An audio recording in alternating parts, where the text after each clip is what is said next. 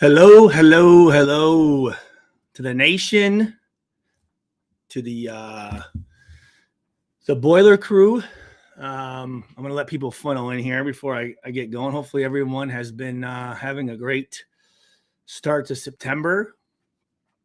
This weekend was very good. I just had a chance to finally watch Purdue and the Raiders, and I want to give a huge shout out to the Purdue coaching staff and players for a 24-17 win over Virginia Tech in Blacksburg, in Virginia. So huge win for us to come back after we lost a good Fresno State team at home.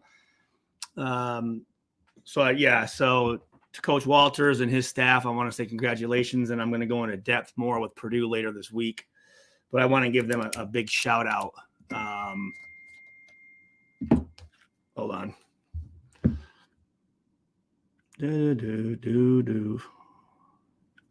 Yeah.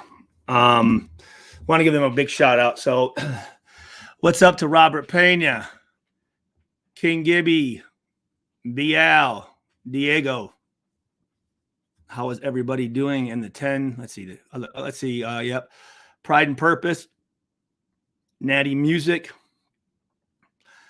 Doc Holiday's Raider Intel. Just win, baby. That's right, man. I'll wait about another minute, and then I'll get into my evaluation of the game, what I thought. So I'm rocking my Raiders alumni that I got this past reunion trip with my Purdue gear, because it was a great win on Saturday for the Boilers against Virginia Tech, and it was a great win earlier today or Sunday against the Denver Broncos. And I want to give my evaluation, see what you guys think. Let's see. As the Skylark sings, DSLY, trying to get a hold of you, Dancing Bear. Oh, is this Daryl? What's up, Daryl? One of my actually best friends from grade school, Daryl Sly, one of my teammates in basketball and track, and his nickname for me is Dancing Bear. So that's Daryl. Daryl, would you want to come on while I give my evaluation of the Raiders? Hit like. Oh yeah, hit like, guys. Follow, please. John Danks, Stu, my man. Comma guy here. We all going to be okay. Love you, Stu. What are you talking about, John? Daryl, is that you in that picture?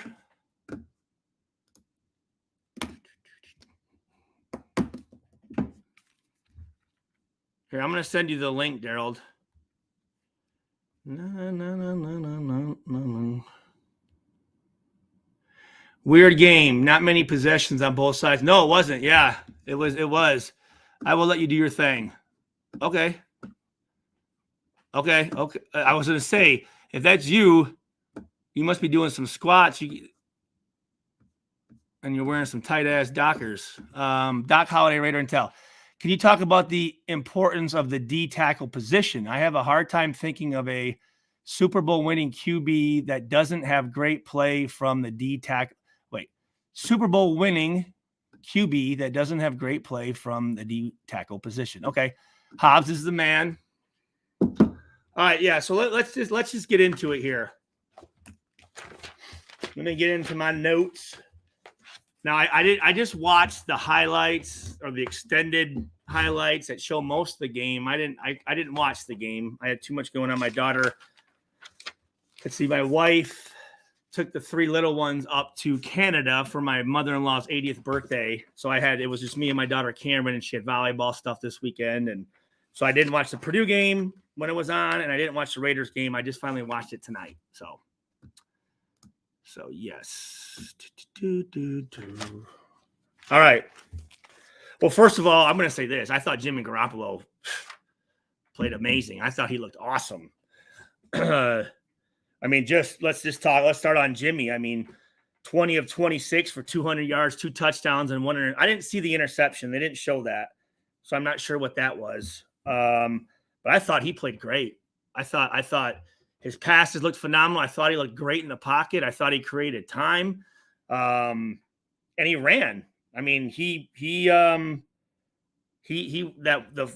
see here. Yeah, that in the fourth quarter, that 3rd and 7 with a minute 52 to go, that first down they ran, I mean, basically ended the game for us.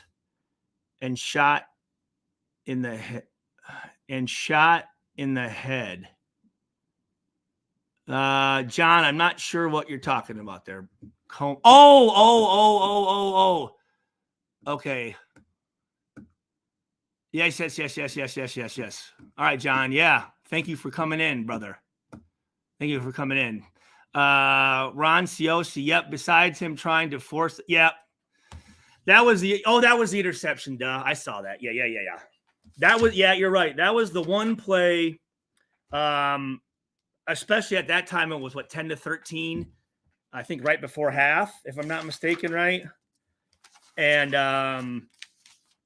I'd like him just to throw that out of bounds and let us kick a field goal and tie the game up, especially with our red zone woes we had last season. But you talk about the red zone, we were 2 of 4 for 50%. I mean, really, we should have been 3 of 4. Denver was 2 of 3, finishing 67%. But yeah, so I mean, you look at this game, and it was. I don't know if the stats could come up any closer. The Raiders 27 minutes 52 seconds time of possession. Broncos 32:08. First downs, both teams had 22 first downs. Third down, both teams were 5 of 11. The Raiders were 1 of 1 on 4th down, which was great. Denver didn't go for it on 4th down at all. 55 plays we had to their 58. Rushing yards, not very much, 61. They did have 94 rushing yards, but anytime you can keep a team under 100 yards, that's awesome for a defense. Passing yards, we had 200 to their 166, so that's great. A lot of penalties, and I contribute that to our starters, and I'm sure Denver starters not playing in the preseason, so this is really their first game. We had 10 for 97 yards, and Denver had 10 for 83 yards. So it was a closely called game, I thought, by the officials. Jacobs 19 yards or 19 attempts for 48 yards, long of 7. I don't know if it's because he switched to that single number 8 jersey and we were wearing a white, but I thought he looked big.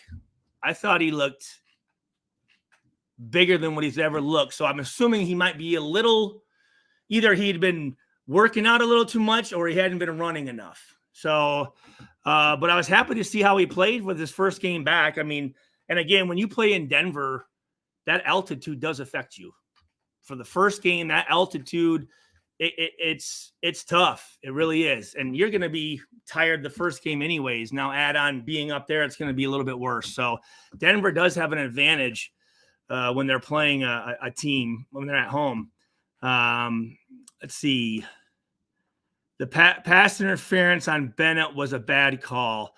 Was that the one where it was way overthrown and he kind of tackled the guy towards the end? Because I thought that was a bad call too. Raider Katik, what's up, brother? He was rusty. Yes, he was. But still, I thought he ran pretty well for being rusty though, and especially playing up there. I tell you what, freaking Jacoby Myers, right? Yeah. Thrown to 10 times, nine receptions for 81 yards and 2 touchdowns. Obviously, he looks like that's Garoppolo's guy. I thought he played great. Adams targeted 9 times, 6 catches, 66 yards. Jacobs out of the backfield, 2 catches for 23. Hooper, our tight end, 1 of 1 for 20 yards. And then on defense, Hobbs, total tackles, he had 8. Bennett had 7. Morag had 5. Diablo 5, and Epps had 2. But I'll dive more into what I thought about Morag and Epps from the safety position. But yeah, Hobbs came up and made some nice plays. Let's see. Yeah, it was uncatchable. It wasn't even fucking close. And really, I thought the ball had already touched the ground and then he dove on the guy. It wasn't like him diving on the guy kept him from catching the ball. So yeah, that was a shit call. Let's see. So what do you think about? Okay, yeah. He was hit, or yeah, he was. Well, let me just start off. Let me do this. Let me just start off with my notes here, and then I'll go to questions. You know what? Fuck Denver. Fucking onside kick the beginning of the game. Like, you motherfuckers. That's I don't know. I don't like that. I don't like that at all. I don't. But that 4th and 1 convert by Jimmy Scramble, I thought that was great. I will say this: Broncos' first touchdown drive, I thought Crosby, he kept cutting inside, and I don't know if they were forcing him inside there off the edge, but as soon as he did that, you'd see Wilson scramble to that right, get out of the pocket, and create more time for him. He did that multiple times with Crosby. I don't know what the situation with that was. And then that first touchdown, Morag, when the quarterback scrambles, well, I'll tell you this. I don't like how far Epps and Morag play. When we're inside that 10-yard line, or, even when we're on the 5, those guys are sitting back 5 or 6 yards in the end zone. It's way, way too fucking deep, way too deep. And they did that shit last year. I don't know why they're doing that. And then what happens when a quarterback scrambles, you play man-to-man basketball. That's the deal. You turn to that guy and your eyes are on him, and you're basically underneath him playing a man-to-man. And what our guys were doing on the first touchdown, Morag, he's doing like this. He's looking back at the quarterback. Don't fucking look at the quarterback. Stay on your guy. So that was, I would say that touchdown was due to Crosby cutting inside, giving Wilson that outside lane to get out there, and then with Morag not getting his eyes on his receivers. And that's the big thing, man. I mean, defensive backs and defensive players, so much of it is just having good eyes. And later on in the game, that same thing happened, and it was Epps that lost vision on the guy. He did a little shake, and I don't know what the hell Epps was doing, but it looked bad. Again, Jacoby Myers, I thought really, really, really, really tough. I mean, what a great addition for our team. But I wrote, before half, red zone, safety's too deep.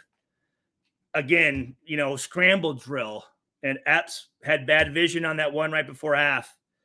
Let's see. But Epps did cause that fumble, but unfortunately, legal contact. And here's the thing on that one. When the quarterback gets out of the pocket, you can hit the receiver. Just like, again, when they talked about Epps, push that fucker out of bounds. Because once he goes out of bounds, he can't be the first receiver to catch. You can't throw it to him. He's illegal. So again, just football IQ. The red zone in that third quarter, game's 10-13. Garoppolo needs to just throw that out of bounds, kick a field goal. Let's tie the game up. Then there was another one, number 22 for Denver. The running back caught a little pass out of the backfield, and down the sideline, Morag just kind of let him keep running. Go tackle that guy, man. Get him, go hit him. I mean, I don't know. Roughing the kicker hurt by 59. I thought number 41 made some nice tackles for us. Speaking of that play with Morag missing the guy down the sideline, 41 came behind and made a nice tackle on him. And Jimmy G, he's had 11 fourth quarter comebacks, now 12. So again, I thought I love the way that Jimmy G played. I thought he played phenomenal. And then, I was a little worried when he took that hit earlier But he came right back and played great. And there was that one where Jimmy G sat in there and saw that blitz coming because he looked at the blitzer, saw him coming, still stood in the pocket, and threw that nice pass and got the late hit. So I thought that was tough by him. Hooper had a great catch in the fourth quarter. And then that hit on what'd you guys think on that hit on Jakobi Meyers? What'd you think about that? And that's kind of that's my note. So I thought it was a great game. A great game. I will say this. I can't remember who the hell it was, but I was watching announcers and like they were just, no way in hell will the Raiders even have a chance to win the AFC West. And it's like, what the fuck, guys? I mean, we had a great preseason. We've got good players. I mean, why can't we win? I mean, I don't understand. Yeah, okay, yeah. So let me look here. Yeah, fuck them. I agree. Let's see.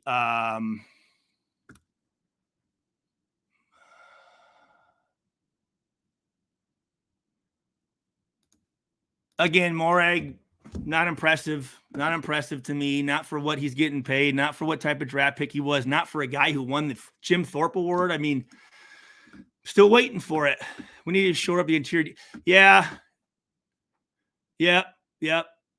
Mile High is tough. It is. I'll take that one all day long. I agree with you. Did he even catch a pass? I mean, he's a guy I'm expecting more from. I didn't see shit from him even in the preseason. No D tackle pressure. Actually, well, you know what? Let me take a look. How many sacks did we have? I know we had a couple, right? Yeah. Murray got used like toilet paper, getting burned by practice. Yeah, no, you're right. Number 25 ain't it. Number 1, yeah, I agree. They were, but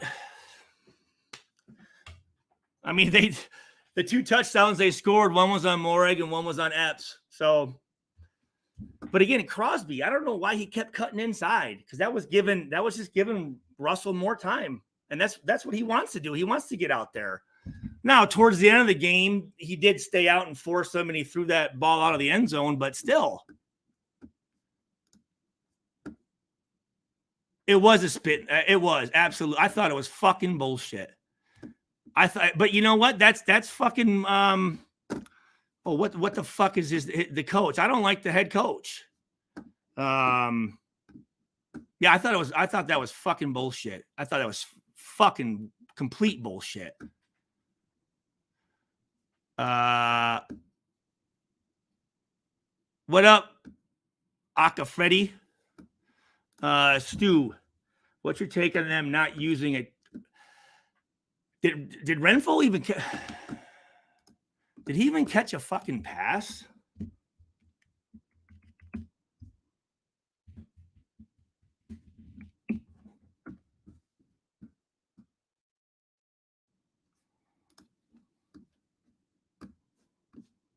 Let's see. No. He did not even fucking catch a pass.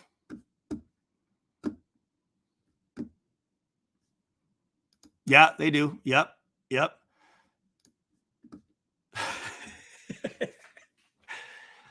As my friend again, as the Skylark sings, he's been Daryl Sly. He's been my friend since 3rd grade, 3rd or 4th grade. I think it was 3rd. And a great teammate of mine in middle school and high school. Ran track at Central Michigan, now teaches English in South Korea, and it will actually be my writer of my autobiography. So, but he always talks about safety vision, and vision is. A lot of people ask, Stu, what was your best attribute that made you a good safety? And obviously speed and being able to tackle, but vision is so crucial. So having your eyes where they need to be, so crucial. Coach Dante, what up?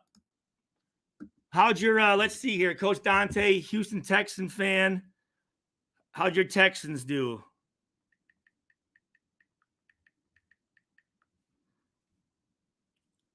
Tough one. Tough one. That's on the road, though. 9-25. Tough loss there, bud. Let's see. Defense deserves the credit for the win today. Plain and simple. You're right.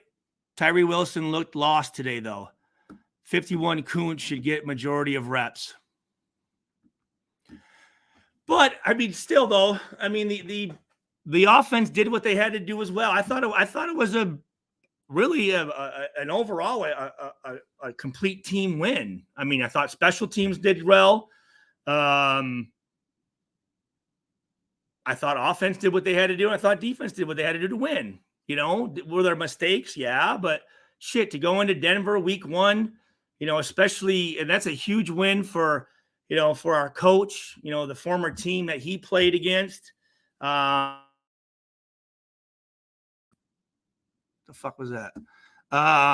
So, yeah, he was jogging. He mailed it in. 41 is Spillane. No, he missed a tackle in the back. He did. He did. He had a blitz where he had the guy dead to rights, and he missed it. You're right. He's got to make that tackle. Because here's the deal. When you're the blitzer and you miss that tackle, usually it's a big play. It's a big play when that guy misses that tackle. Let's see. When they tackle, they totally need wrap up. I don't know why fucking guys don't wrap up and spin, dude. Wrap up and gator roll. Wrap up. Grab onto something, man. This isn't fucking hockey. We're not checking guys. We're tackling guys. And the same thing happened to Purdue. Even though they won against Virginia Tech, there were plays where guys were coming up and doing this shit. Bring your fucking arms, man. That's football 101. Hey, Omar, what's up, brother? Let's see here. Sorry, guys. I'm trying to get through this. Morey looked like he didn't want to hit. Yep.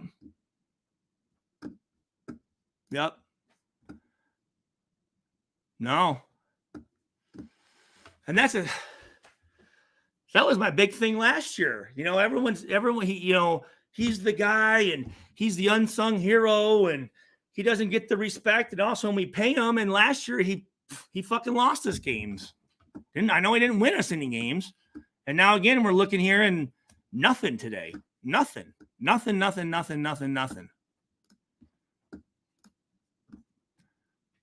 Yep. You got to know when to fold them and know when to hold them, man. You need to know when you can take a big shot or when you need to just make the fucking tackle. Just fucking wrap up. I wonder what it feels like to take a hit on Jimmy G. How bad do they get rocked? What do you mean? Wait, I wonder what it feels like to take that. Oh, the one where he was kind of diving and coming in. I think because I looked and he was kind of acting like his head. I think he was maybe acting a little bit more. Now the receiver, Jacoby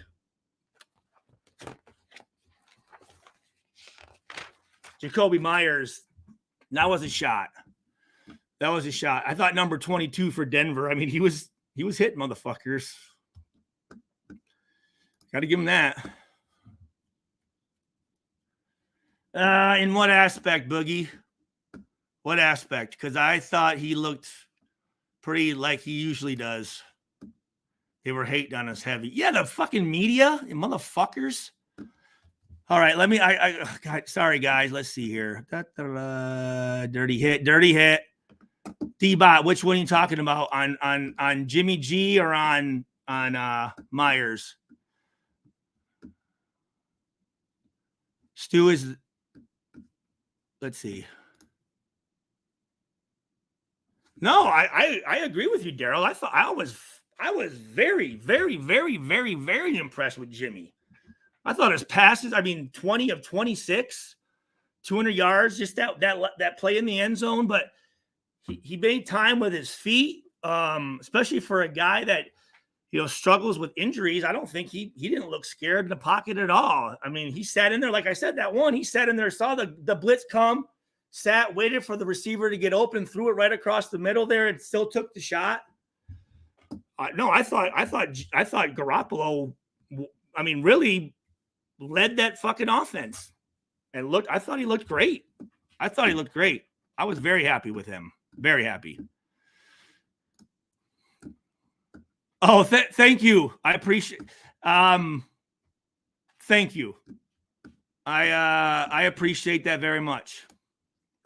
I was really impressed with you. Yeah, dude.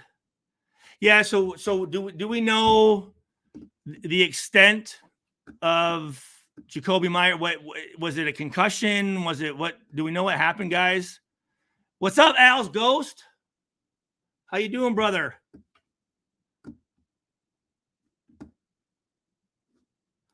No, I mean, let me see here. Hobbs, lettuce, and tackles.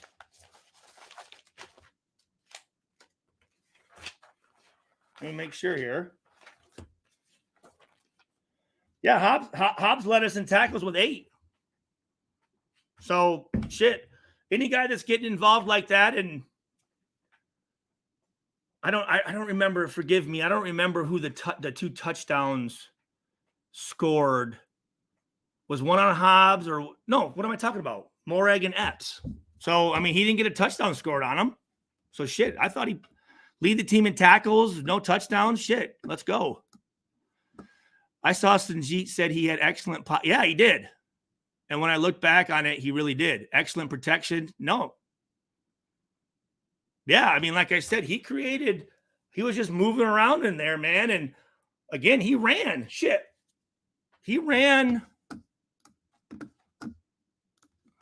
When you look at rushing, Garoppolo ran 9 times for 11 yards and longest 8. And that 8 was that on that 3rd and 7 in the 4th quarter with 152 in the 4th quarter on 3rd and 7. He ran for that first down, which sealed the game for us. So shit. I thought Garoppolo did his thing. He is, dude. I know. I mean, God, he played phenomenal. Obviously, Garoppolo, that's his guy. Thoughts on tough matchup on week 2 against the Bills? What need to happen for us? Is that home? Is that away? That's it. Yep, you're right, John. How do you feel? I mean, Diablo had 5 tackles. Bennett had 7.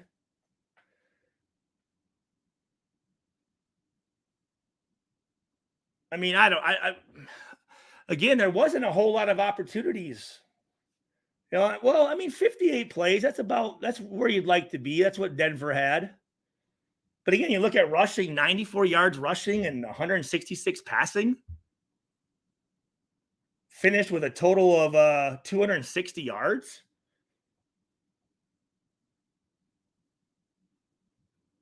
Defensively, shit, that's what you want. That's what you want. Vitality, what's up? Didn't Diablo make he did, yeah. He I think though, if he doesn't make that pass breakup, I think that Bennett might have the interception, to be honest with you. But no, I mean, shit, he's diving, making play. I mean, he wasn't giving up shit. It wasn't like I seen him missing gaps and missing tackles, so you can only make as many tackles as if you have opportunities to. And I thought when our linebackers needed to make tackles, they did. The one Bennett, where he blitzed there, he should have had the guy, but he didn't, shit. But we had guys behind making the tackle. I'm going to be watching the Bills-Jets game. That's tomorrow or today, I guess, right? Monday night, really close to see what. Oh, so that's on the road as well. Okay.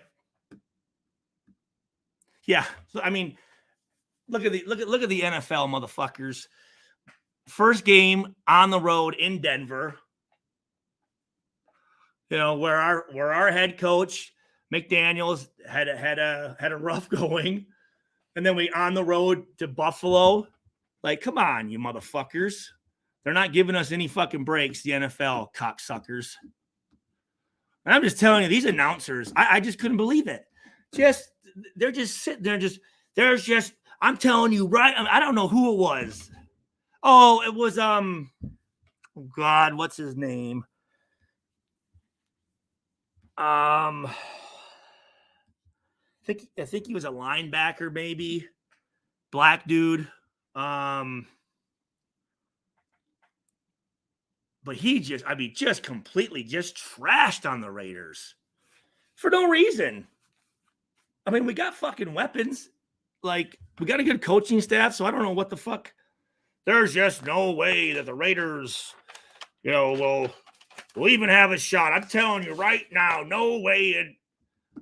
Was it Lofton? Let me look up. Let me see what Lofton's piece of shit face looks like.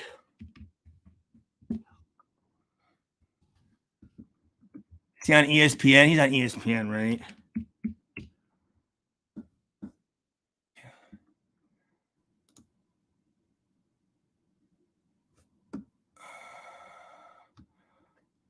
What's his first name?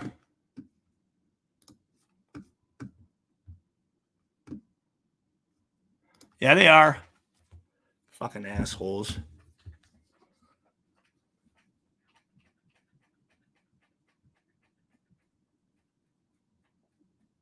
You fucking assholes. Just fucking. What's law? All right. I'm not as high on Diablo. I'm not either. Well, here's the thing. Diablo was a fucking safety at VTech. And to take a safety and move him down to middle linebacker, that's fucking hard to do. That's not an easy position change. So I think he's doing the best that he can, but that middle linebacker, man, you need a guy, again, like Kirk Morrison, one of the best to ever do it for the Raiders. 6 foot 6'1", 255, and just could fucking fill up that middle, take on pulling guards and tackles, and beat double teams. And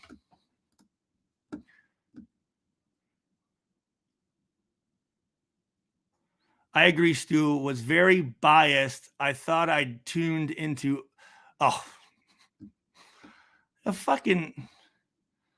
So I didn't watch the game live. I watched the highlights, so I didn't hear the actual. Are you saying okay? Was Lofton doing the game? Who was? Yeah, he did. I mean, Diablo finished with 5 tackles. Had a pass breakup down there in the red zone. So shit. That was how they were during the Chiefs and Lions game. Fucking go Lions. Obviously, guys, me coming from Michigan, Lions was my team. Barry Sanders was my favorite player. I finished my NFL career with the Lions. So that Monday night game, dude, on October 30th in Detroit is going to be a motherfucker. It's going to be a good game, man. Good game. And Derek Barnes is the middle linebacker for the Lions, who's a Purdue guy, close friend of mine. I know his family, his wife's family very well. So I was pumped to see that. And I just, again, during that game, you just saw Mahomes, and I get it. He's got confidence, but that fucking little smirk he had on the sideline, like, we're going to come out and do this. And I'm going, you know what, man, just fucking play the game. Why does it always have to be so theatrical? It's just fucking play the game. Why do you have to? It's always about. And again, I mean, the guy's on fucking everything. Every goddamn commercial is him, and his wife. They show his wife way too fucking much. I can't. I made a rant, I think, a week ago about showing guys girlfriends or parents or whatever. Like, don't waste goddamn TV time on them. Show guys that are playing out there, give them some TV time. They're the ones that are out there accomplishing shit. You know, guy makes a tackle and you don't even say his name because you're too worried about showing this guy's girlfriend or a guy's mom, or the fuck out of here with that shit, man. Give these guys their TV time. You know, I mean, that's their moment. You know, they sit there and a guy makes a catch or whatever, and they talk about the receiver blow his dick all fucking day, and they don't tell the guy that made the tackle. Give that kid his credit. Pisses me off. They do. They're fucking terrible. You are absolutely right. Fucking complete bullshit. We've got some certain Raiders announcers that are fucking assholes too. And specifically, they're more assholes to the Raiders team, which I don't understand. I mean, we can't even get love from the former Raiders guys. Like, Jesus, guys, the fuck is your problem? Give another guy some credit at that position that you played. And I'm not going to name any names, but there's certain guys at a certain position that are very hard on the Raiders that played his position. It's like, man, just, give the guy credit. I don't need to hear about what you would have done and how you would have done it. Talk about what the guy did. Shit, man. But these guys, some of these guys can't move on. And I try my best not to do that. About probably 4 or 5 years ago, I say I laid to rest Stuart Schweigert, the athlete. And I mourned him for probably 2 or 3 years. It was tough to close that chapter. But once I did it, oh God, just the freedom and just not having to sit there and constantly trying to, well, this is what I would have done. I can't believe he just like, give these guys some credit, man. They're the next generation, man. Shit. Be humble. Congratulate these guys. Because when you were coming up, you would like someone to congratulate you instead of comparing themselves to you. So yeah, I thank you for the 38 people that are in here. I know it's late, but again, I just finally had a chance to watch the game. I don't know enough about Buffalo at this point. I know this. The fucking Josh Allen. For any of you that haven't seen it, look up Josh Allen and his milk check. Take a look at that. And listen to what's his fucking name? The kicker.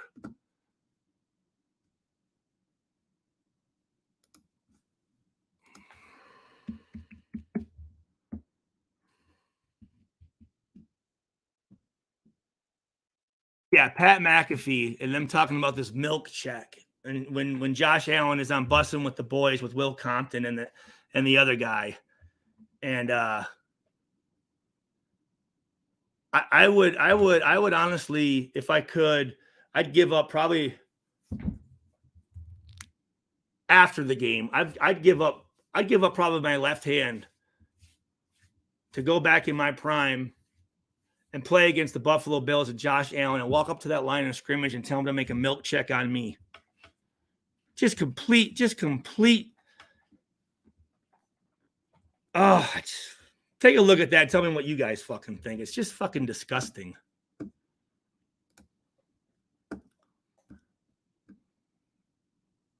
$39. What do you mean, Daryl? Well, John, hey, yeah, man. Hey, thanks for coming on. Keep battling, dude. Keep talking. Keep up with treatment, with therapy. You can always get a hold of me. But yeah, get your rest, brother. Thanks for coming on, John. I appreciate it. Thanks, Doc. Thank you. Oh, is that who? I don't think Hobbs is 39. Isn't he 38? Oh, 39. Okay, gotcha.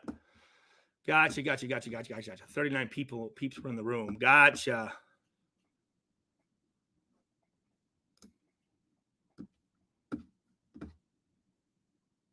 Gotcha.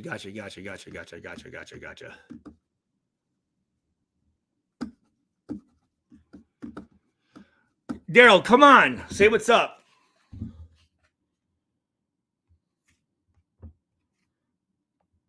I want your thought on this milk check bullshit.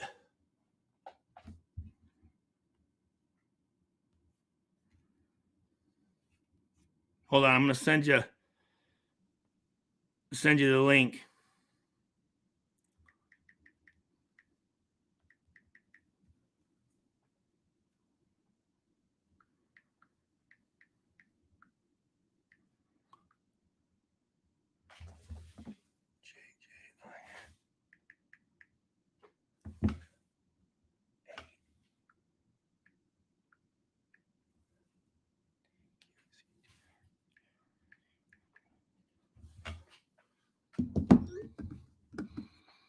Afakasi. Here.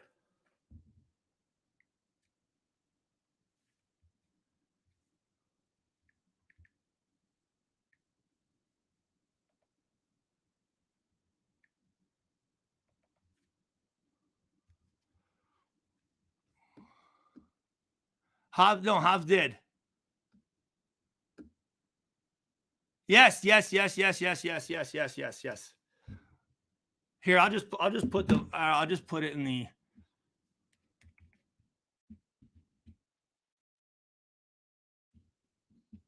Gonna bring up my good friend Afakasi. Always has great insight. Let's see what's up to the 36 people in here. DQ.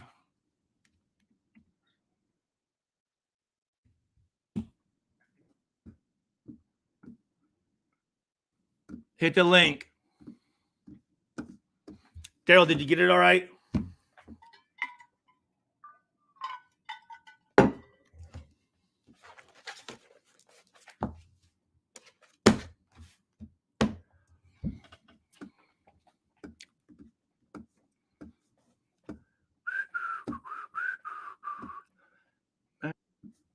There he is. Yo. So I want to welcome Daryl Sly into the stream. Like I said, one of my best friends for a long. Was it third or fourth grade? Third grade, man. Third grade. That's what I thought. So what's going on? So do you get a chance to watch? So Daryl lives in South Korea. He teaches. I watched the highlights of the game. Yeah. You did. Yeah. And what'd you think? Yeah, like I said, I think Jimmy G was doing well. Like just looking back from when you were playing, like there was a more like it was smoother than the old days, you know. But I would agree kind of that back when you played, even though there was like holes in the defense, I liked your guys' defense better. Maybe because you're there or something. I don't know. Something about the. Yeah. Well, yeah, but we had really good linebackers. We had, Derek Burgess and Warren Sapp, and then you had Michael Huff and me and Namdi, and I mean our defense was definitely much more talented than these. You can see the system is better, but the individual, like the knowledge, the vision, like the little details. Well, that's the difference. That's the thing that bothers me is I don't see guys like really talking out there. Yeah, right. You know what I mean? Like there's they're just kind of all playing their own little individual positions, which obviously it comes down to 11 on 11, but still you need to all be on the same page.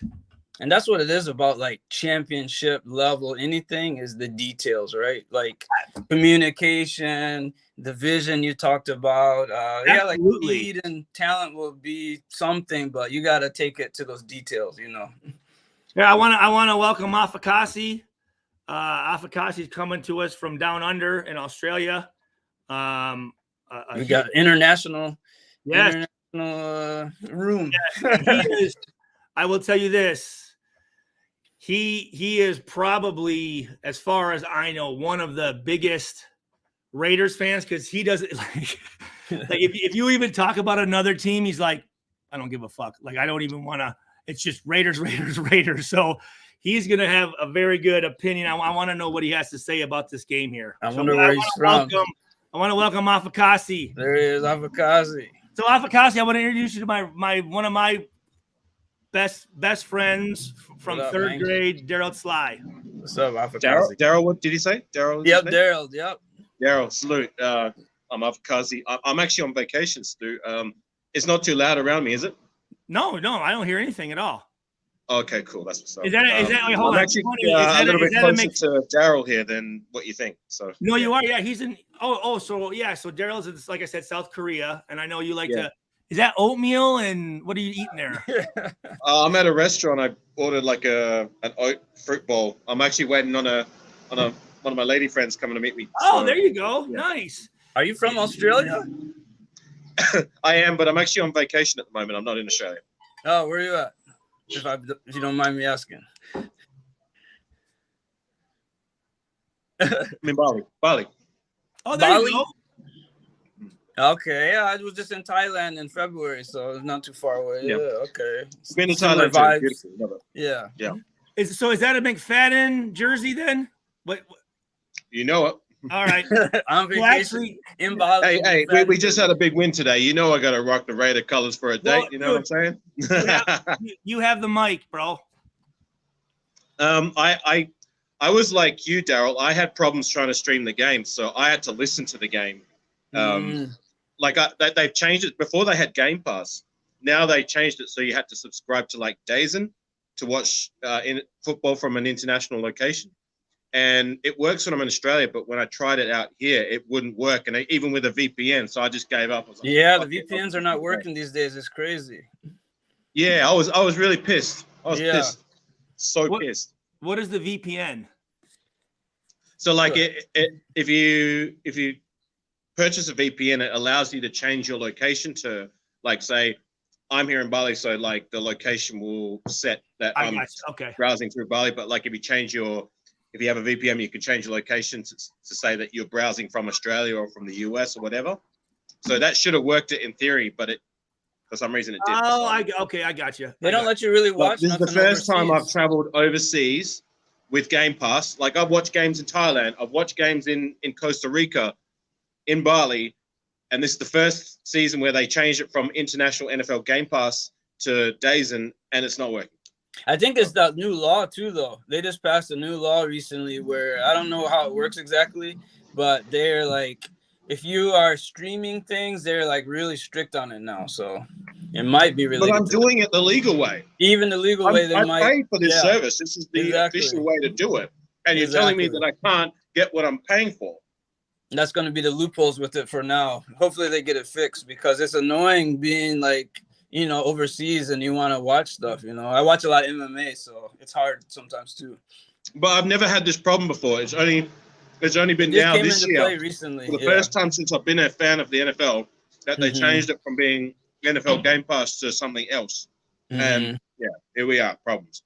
Anyways, I had to listen to the game. So did you go on YouTube and watch the highlights at all?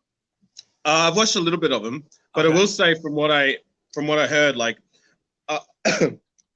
one thing I was impressed with was the third year guys. I'm looking at Moreg, Diablo, and Hobbs. All of them had, by the sound of it, had a good game. Like they were all like making tackles and making plays, and that was very pleasing to hear because all three of those guys needed to step up this year, and week one they did. Well, Moreg, he did have 5 tackles, but he also gave up the first touchdown, like bad eyes. And there were plays where he should have made some tackles and didn't, and was kind of waiting for other guys to make tackles. So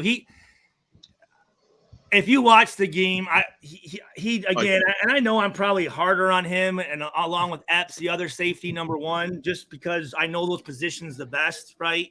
So him and Moreg and Epps are the ones who gave up both those touchdowns. But I was really confused because Max Crosby kept cutting in on like inside the whether it was the tight end or tackle, and it was allowing Russell to get outside and create more time. And when he did that, both times the safeties lost vision on their guys, and that's how we scored touchdowns. So I don't know if Crosby even had a tackle.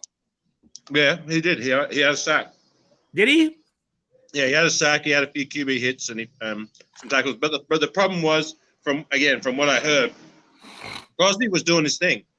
As the other guys, the lack of interior, with Chandler Jones being out, and we're relying on Kuntz or Wilson. By the sound of it, he's not ready. Let's take a timeout on that. I don't know. Have you heard any of that, Daryl, about Chandler Jones, the defensive end that we got last year? Gave him what, $55 million or whatever we signed, and all of a sudden this past week, he was sending all these weird messages, and I thought for me he was on like a 2 or 3 day bender, and he was like freaking out because he was saying he was doing like really off the wall weird shit, right? Right. Afakasi? What? About how, no, I was saying he was doing some really off the wall shit, wasn't he? Yeah, just. Oh, we're losing this connection. Yeah, we might. But yeah, Daryl, there was like, and he's like texting the coaches and saying he wants he said he went to the facility and his card wouldn't work, so he couldn't work out there. So he went to like 24-hour fitness or something, and wow, like, I want out of this place. And just I'm thinking, dude, right before our first fucking game, this guy's like kind of doing all this shit, and it was just coming off the rails. Yeah. And he's had issues in the past where he liked that. What is it? It's the spice, the manufactured or whatever marijuana. The spice. Yeah. And he's had issues with that, so he has had issues with drugs before, and it just seemed to me that he was like in a manic stage, which drugs could bring on that type of stuff. And it was just I don't know, it was just, I'm thinking, you know what, man, if the guy has an issue, hopefully he's getting the right help with it, you know. But, wait, is this Chandler Jones John Jones's brother? Yeah. Oh wow, yeah. So they got addiction in the family. Yeah. Here's the thing. We don't know that it's. We don't know. I'm just saying. That's why I've refused to comment and say, he's on drugs, whatever, because we don't know that. Yeah, it's just obvious that something's not right. So that's why, for me, I'm not going to say there's this, that, and the third wrong with him when we don't know. But there's obviously something wrong with him. So for me, it's just like, all right, he needs to get help. And he needs to step away from football. But I'm not going to assume or think that it's this, that, or whatever when you don't know that. And that's unfair to say that it's drugs. I feel like it's unfair, but going behind the scenes and like seeing what it's like just from professional athletes, and we even lost people because of this. It's like, it's not good to conclude, but when you have like an inside view of that kind of thing, those are real life things that happen. Well, and I think you kind of have to assume the worst, right? To make sure that you're like, let's. Yeah, I guess so. But what I'm trying to say is that, like, looking from the far outside, us fans, like, it's unfair to say, oh, he must be on drugs if he's acting like that. Yeah, he didn't say must be. He said it. Yeah, I'm just saying, like, we don't know that. Is all. Well, and again, I mean, I've experimented with multiple things, and I've been around people, and just that type of activity, like, it's, again, I'm just going off my experience and being around players that I've seen experience that stuff. And again, with the history he's had, that's why I brought it up, because it just doesn't make any sense. Yeah, because you've seen some stuff. Yeah. Something's obviously not right. Yeah. Something's obviously not right. And again, he's one of our guys, which last year, it took him, first of all, 6 or 7 weeks to finally start going.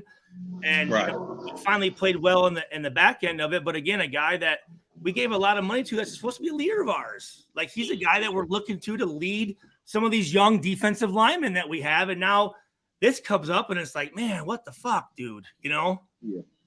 So anyways, but forget about that. So talk about the game again, Afakasi. What are your thoughts? What are you thinking? What kind of a segue for that is also, like, for me, it's like, right, well, Chandler's not here. This is a good opportunity to have a look at the other guys. I mean, it was a matter of time before we were going to move on from Chandler Jones anyway. It just so happened to come sooner because of the situation at hand. So I'm looking at Kuntz and I'm looking at Tyree Wilson. By the sound of it, Tyree was a little slow getting off his blocks today, and he just doesn't seem ready. And I can accept that. I was always under the assumption that he's going to need time to find his feet. But I was hoping Malcolm Kuntz would step in and step up and be another third-year guy who could take that third-year leap. But by the sound of it, I didn't hear his name getting called. I didn't hear that he was making any plays. So it's just adding to our. I think that's the one glaring problem from week one with our defense is that our defensive line. If our interior is not really doing nothing, and then you don't really have a guy on the other side who can take the attention away from Max Crosby, because Crosby he's going to do what he does, but he needs help. But again, I mean, you look, they finished the game with 94 yards rushing and 166 passing. You know what I mean? Like, yeah.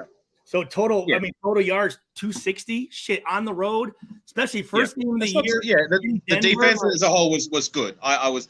Like I said, I was impressed by the linebackers. I think the secondary did a good job for the most part, from what I heard. They did enough to win. I mean that's all. I mean, again, giving up 17 points on the road. That's pretty good. I was pleased with it. That's my only take on the other side of the coin is the defensive line. It just seems like we're going to need somebody to step up other than Max Crosby. But linebackers, it was very pleasing to hear. Spillane and Diablo were doing well. Spillane actually played. I thought Spillane played pretty good. Yeah, Spillane. What about Diablo? I heard his name getting called, making plays. No, he did. He finished with 5 tackles. He had a nice pass breakup towards down there like at the 5-yard line. Nate Hobbs is another one. I heard his name getting called out quite a bit. Hold on. Is Spillane? What number is Spillane? Is he 51? Is he the white? Is he? Or is that Bennett? 51. Or is that Bennett? Jacorian Bennett's number 0. Okay, so Bennett had 7 tackles. Let me just tell her. Is 51 Spillane? I thought 51 was Malcolm Kuntz. Okay, well, who the fuck is Spillane then? He's the middle linebacker. Yeah, but that's Diablo's our middle linebacker. Either one or the other is our middle linebacker. I think Diablo is outside. I'm not sure because from the sound of it, they were playing a lot of nickel sets. So we were just having 2 linebackers on the field. Okay, I got you. I just want to make sure here that I'm talking about the right fucking person. Let's see. Jesus, what the fuck here? Spillane is 41, according to the chat. Okay. All right. Yep. Yeah, okay. 41. So and again, let me see here. How many tackles did Spillane have? I thought he actually played.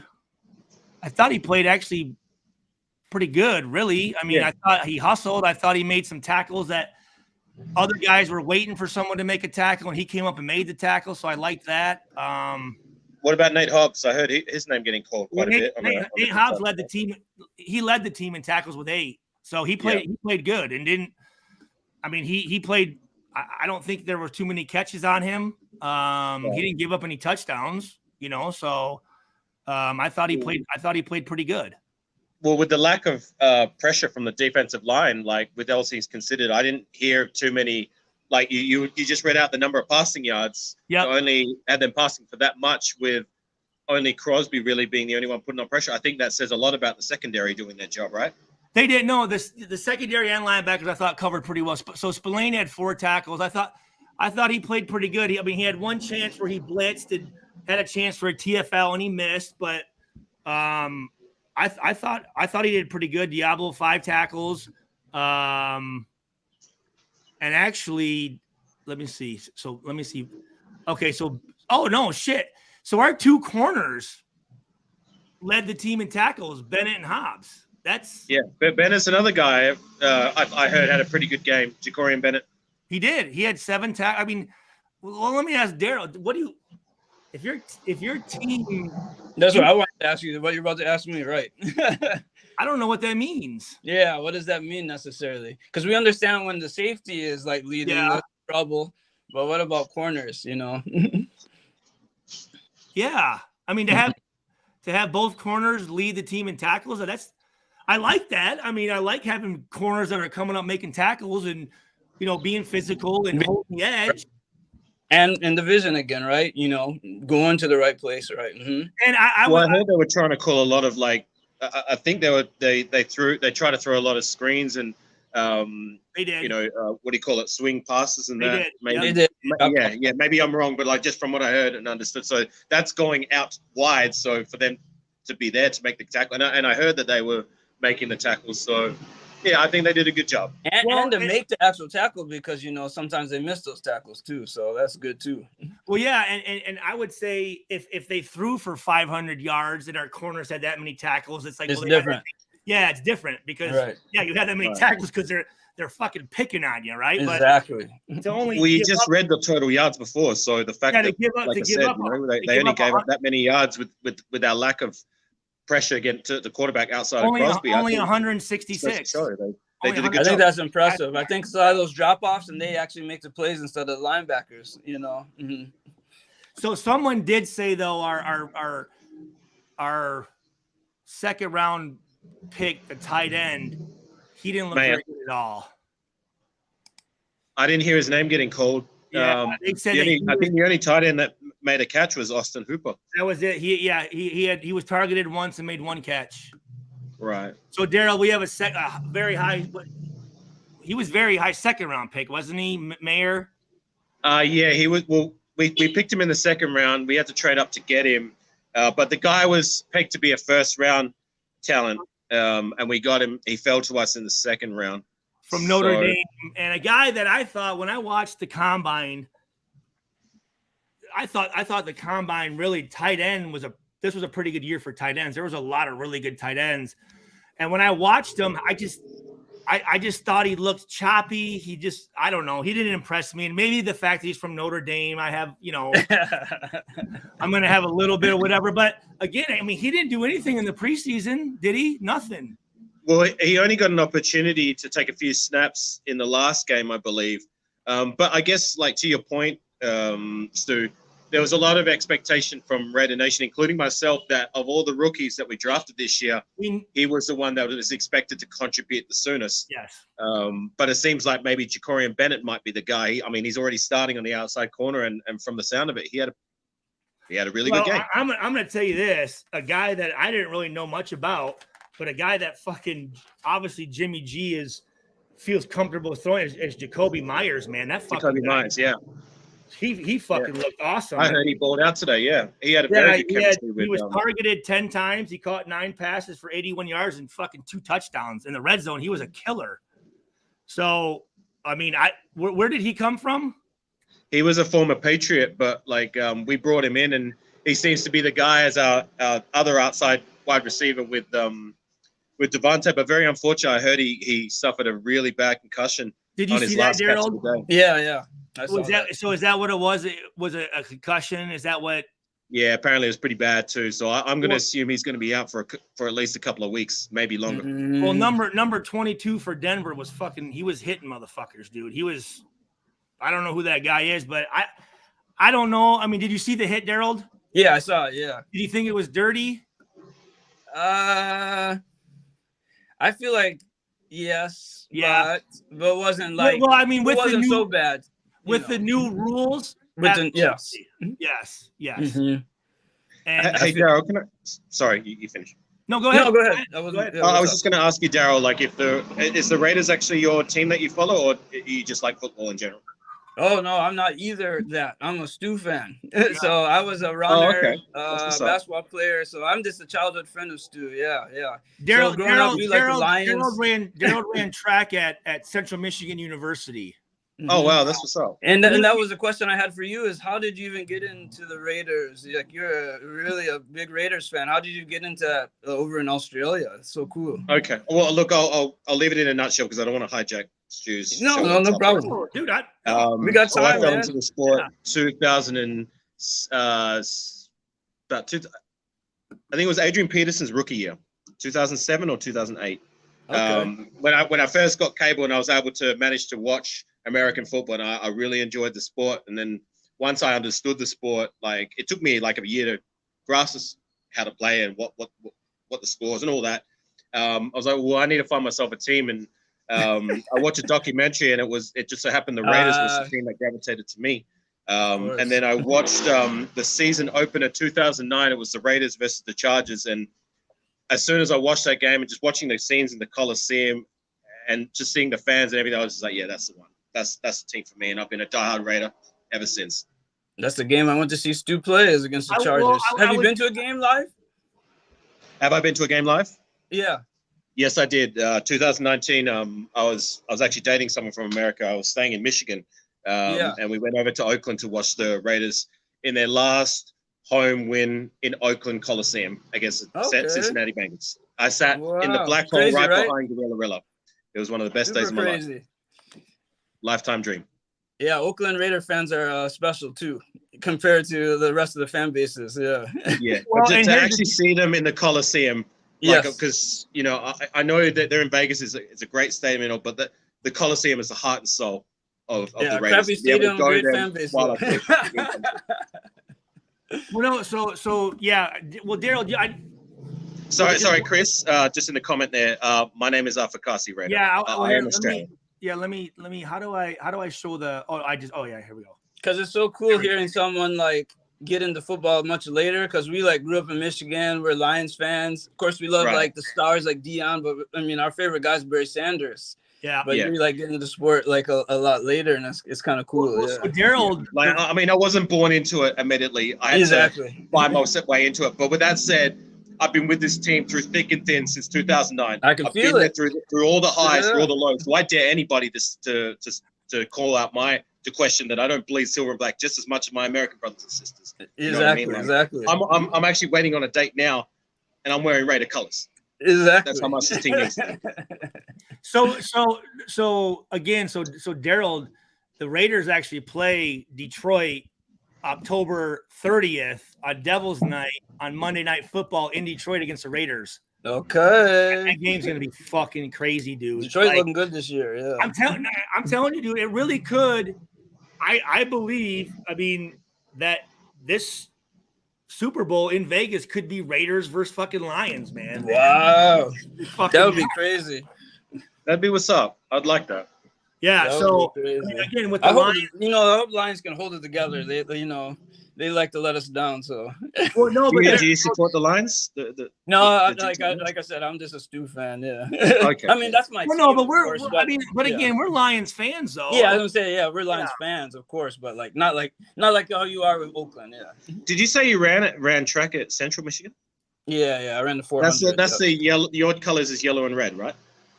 Maroon. Red, like maroon. Maroon, maroon. Yeah. Mm-hmm. So Daryl played. He was a very good soccer player, and then we played basketball together, and then we ran track together. So Daryl was a great long jumper, great 400 runner. Stu and I won the state championship in the 4x4 actually. So Stu was a great 400 runner too. He won the 100 too, but he ran the 4x4 with us. So like our team was like, you're a real athlete if you can run the 4. Like 100. Yeah, there it is right there. Yep. Yeah. If you can be a sprinter, then also be a beast 400, dude. That was fucking like crown of achievement. Yeah. Mm-hmm. Yeah. So we're all about the 4. Like Charles Rogers, we grew up with him, and he ran the 4 like twice, and the second time he ran it, he won the state championship and broke the state record. This guy was amazing, So like, were you friends with Charles Rogers as well? Yeah. We're like all friends like growing up, but not like we didn't like hang out, but we're like really cool. What's up, D? What's up? We were very competitive, of course. Like him and Stu were going at each other's necks. We went at it in basketball and in the relays and stuff like that. Charles Rogers was a great guy, so really nice guy. Growing up, Daryl was a big Michigan State fan. Mm-hmm. Yeah, big Michigan State fan. Mm-hmm. Like, I mean, me growing up, I mean, I didn't really have. I mean, that's kind of true. I don't remember that. That's true. No, me and Steve love State. Yeah, and I wasn't like a big fan of really. I was a fan of Barry Sanders, and I was a fan of. Shit. I mean, when I started getting recruited, I guess whatever team was kind of recruiting me or whatnot. But again, we all loved Bo Jackson too, growing up too, though. So we liked all like the stars, you guys would obviously love Charles Woodson as well, right? Actually, Woodson, because we're getting a little older, like it's a little different. So I didn't like Woodson because I didn't like Michigan, you know. Yeah, so Fair enough. Yeah, he I just remember when I was in America in Michigan, like thought it was the two overrated. most common jerseys I could see in the stores was Of Tom course, Brady Woodson was and good, yeah. Charles Woodson. So Yeah. this was one of my first in 5th grade. We were black and silver, and I was a running back, Yep. and I was 34 because of Bo Jackson. So we all love Bo. What's We up? like Dion, Barry. We like this kind of guys. That I didn't like Woodson. You know, I got Was to meet Boy him. from that area? I didn't know that. Who? No, he wasn't from the area. No, We just liked no. him. He's from I want to say Okay. he's from From the South, ain't he? yeah. I mean, he played at Auburn, Alabama, but I think he might be from Mississippi. I think, Mississippi, maybe. Alabama, yeah, something like that. Yeah. But I yeah, could ask Siri. But yeah, like we liked all the stars growing up and stuff like that. But yeah, Woodson. By that time, I didn't like Michigan at all, of course. So I wasn't a Woodson fan at all. But later on, I got to know him too. He's a good guy. Yep. Yeah. So you came out. Was it just one game, Daryl, or two? 2 times, yeah. But one time in San Diego. I was living in San Diego, Well, so I he went to he actually got his master's at San Diego State University, yeah, that's what's MFA, yeah, San Diego, yep. which actually we have a lot of great Raiders that came from San Diego State. You know, Kirk Yeah. Morrison, Akbar Bajabiamila, Carl Weathers. He played That's at the Carl Weathers. Weathers. Aztecs, right? The San Diego Aztecs, State. Yep, Aztecs, Yeah. yep. Mhm. Yep. I was there when Kawhi Leonard is there. If you know him, the basketball player, yeah. Well, you know where John Madden got. Oh, Kawhi Kawhi Leonard, Leonard, you know him? basketball player. Oh, Kawhi Leonard. Yeah. Yeah. He was San there Diego at the State. time. But John Madden, that's where he was coaching before the Raiders hired him. Was San Me Diego and State. Stu did a deep dive the other day. We were like, "Wow, that's that connection." Yeah. A lot That's of what's a up. lot of Aztec connections. Yeah, that's right. Mhm. Yeah. So yeah, but Daryl, he came up to a couple games. I have that picture. I don't know where it is of you, Steve, and Jeremy on the sideline wearing the 30 jerseys or whatnot. Mhm. Um, Yeah. Went to a cool party that day in Oakland. Yeah. Well, it was actually it was 2005, and we played. It was New Year's Eve, and we played the Giants. Remember? Maybe we went to 2 parties because obviously we went to the one at the mansion, but there was one where we went down to Oakland, and it was Right. like someone's birthday party, and like some big comedian was there, and that's where I got to meet Woodson more. Is that party? Was E40? Was E40 there? E40 was there. Yeah, there was like a lot of big names. I want to say like Cat Williams was the host. Someone I think big was so. like the host. Yeah, I think so. But actually, so Daryl was a musician. He's very good poetry, and he loved, like, I just remember you loved the Doors, Jimi Hendrix, Yeah. Fiona Apple was one that, you know. So yeah, Back in the day, yeah, that's funny. absolutely. Stu So saw me- how long are you on vacation? I get home on Wednesday All right. morning for you. Bessemer, Alabama is where Bo is from. He's from Alabama. Yeah, that's what I thought, from the sticks. How long have you been out there then? I've been away for about a week and a half. Really? I don't know. Yeah. Daryl, You how go out long- there a lot to Bali? I used to, but during the COVID period, Yeah. I wasn't allowed to even leave my state. So Yeah, right. I heard about I had to that. wait till COVID finished to be able to travel again. And like my money situation now isn't what it used to be. So Mhm. I had to make a lot of moves and save for quite a while to be able to travel again. So Yeah, I heard that like you couldn't even get back into the. Well, that was New Zealand. You couldn't get back into the country, right? right. What was Well, Australia my like? particular state in Australia, we had what was called a hard border lockdown. So Yeah. nobody comes in, nobody comes out except for the bare essentials. But it was okay. Like when it compared to most places in the world, we had it pretty friggin' sweet where we were. There wasn't any lockdowns. There wasn't, people were able to go about their lives in a pretty normal fashion compared to Okay. just about everywhere Kind of else. had like a bubble in that way, right? Yeah. we still we have our mining industry in Australia, which was able to save our economy during that period. So yeah. So how did they regulate leaving a state? Because there's not really border. I mean, you don't have borders. How can they monitor that? Well, we were able to. I mean, I don't know the technicalities of it, but like, yeah, it was basically, yeah, like only bare essentials could come in and get out of the country. And if you were people who were going international, it was like very, very difficult, like almost near impossible, unless you had like the right connections and the right What passes and that. So what would and you they had to do? pay a lot of money. What would they do if they caught you Oh, out of your state? Well, I don't know. To be no, honest. okay. Yeah, I don't wonder know. how strict it gets. You know, Well, Stu's big on this. Gerald, I'm just thinking of states in America. You know, driving from Michigan to Indiana, like Yeah. would they? There'd be really no way to monitor that unless you got caught out of the state you're supposed to be in, and then you're going to get in trouble. Yeah, then Yeah. you get in trouble. I'm not I too sure wonder about the logistics of it, but we were able to make it work. We were able to make it work. So is Like that our COVID cases were at a bare minimum. Very, So like I'm talking like in the less than the hundreds. so in Australia it's states then? Yes. We have states in Australia. And you guys got like So one second. big, Yes. big, like in the center. There's no one living there, right? What's that? In the center of Australia, there's no one living there. You guys all live like on the coast. It's mostly just desert and bush. So Yeah, like right. most people live in the CBDs, and then you do have people living out rural, but it's very.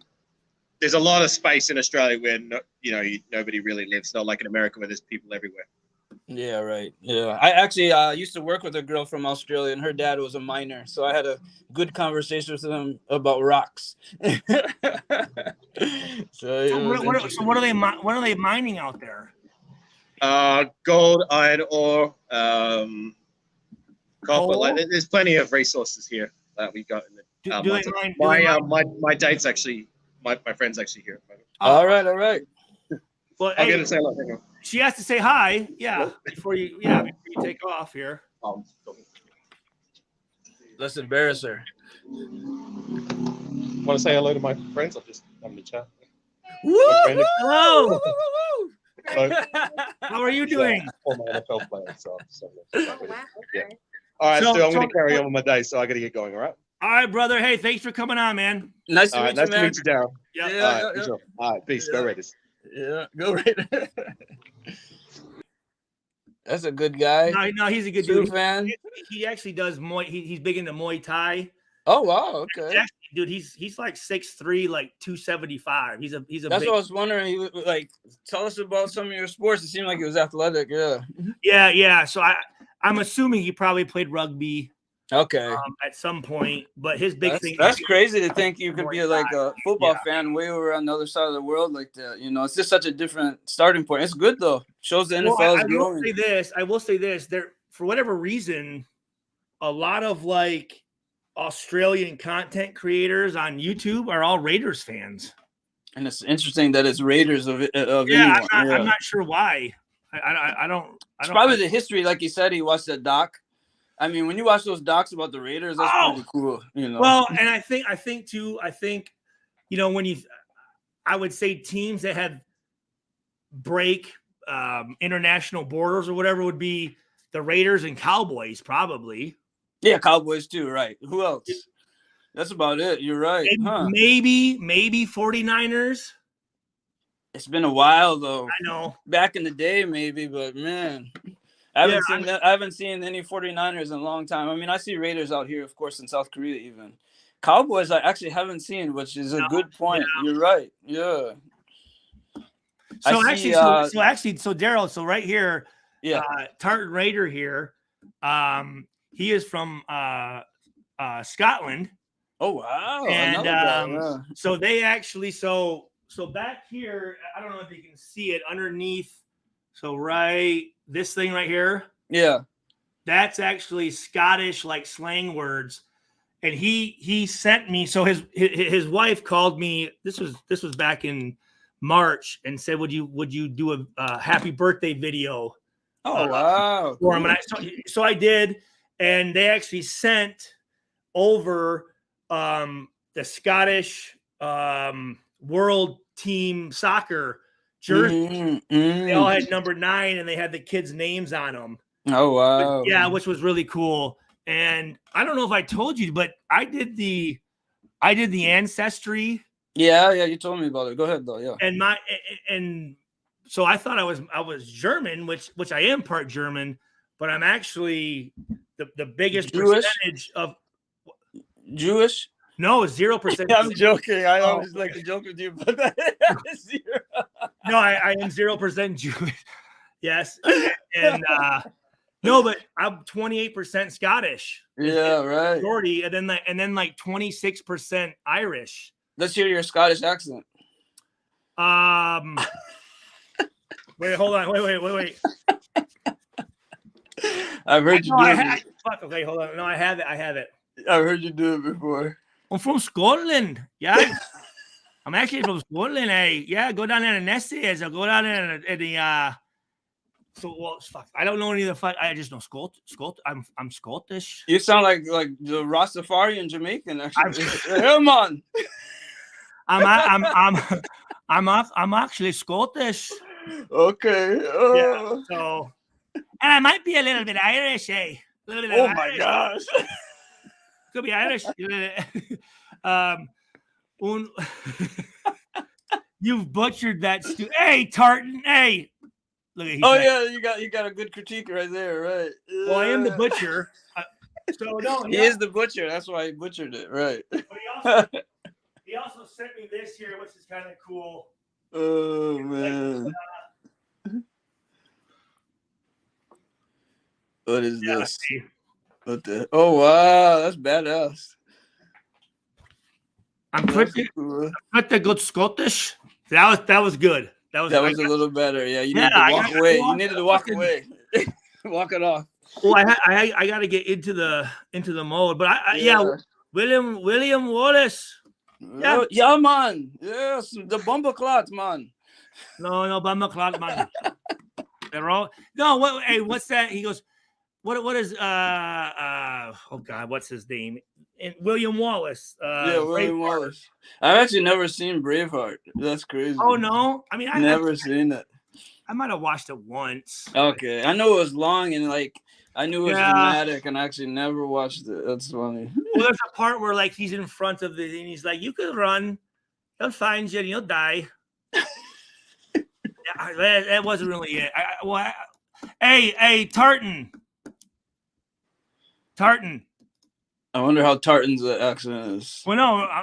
Hey, actually, Tartan. I my neighbor out here is Scottish. Yeah, he's Scottish. Hey, Donald, how you doing, Donald?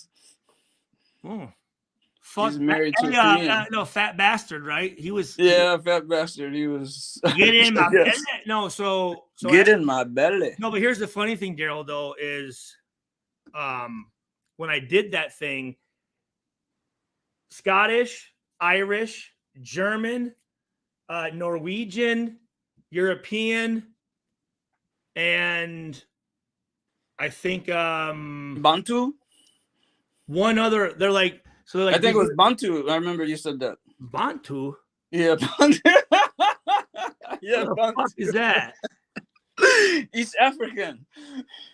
No, I'm no. So no. Listen. 0% Jewish and 0% African. Bantu. No, I am. They're like Stuart. You are every like major white race. Not French though. No, not French. Absolutely, fuck them. They're rude. That's why I said it. I knew. No, they're very rude. They're very rude.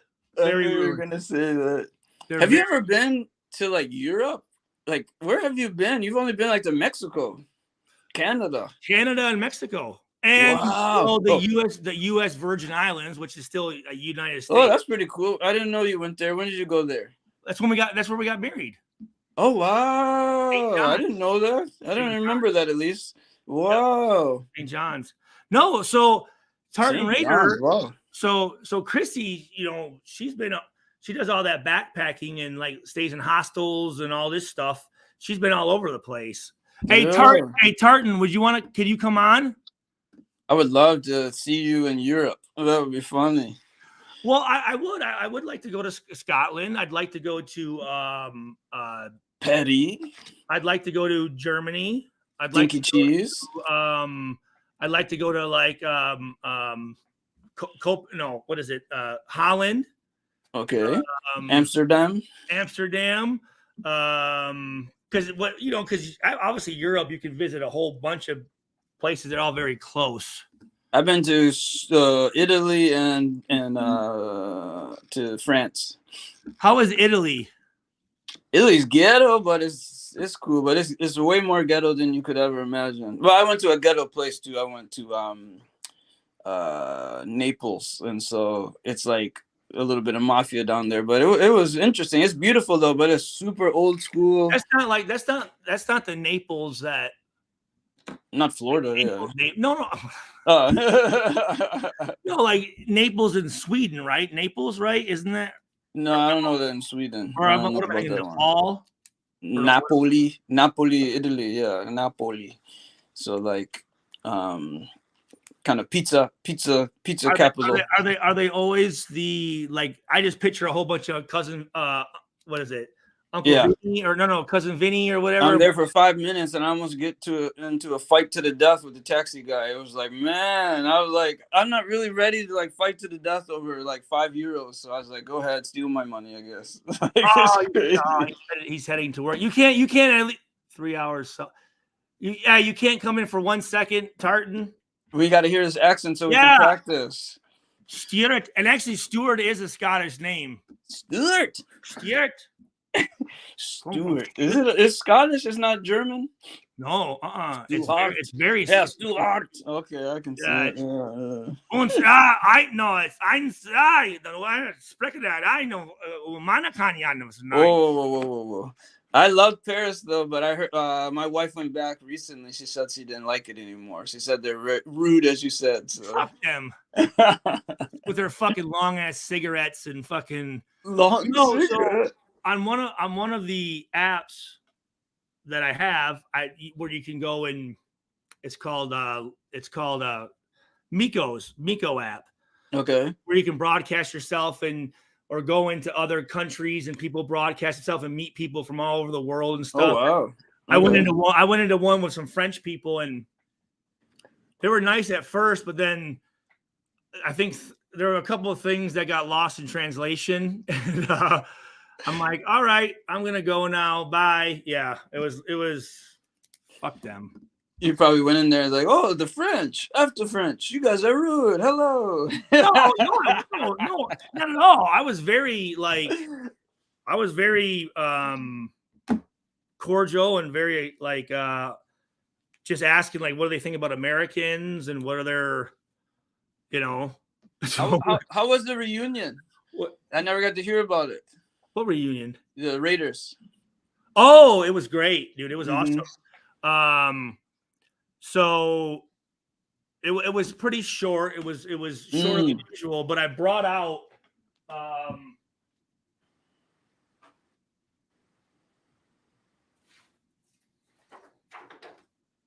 Stu never made it past Canada. I found out that Carl Weathers was going to be there, right? So wow.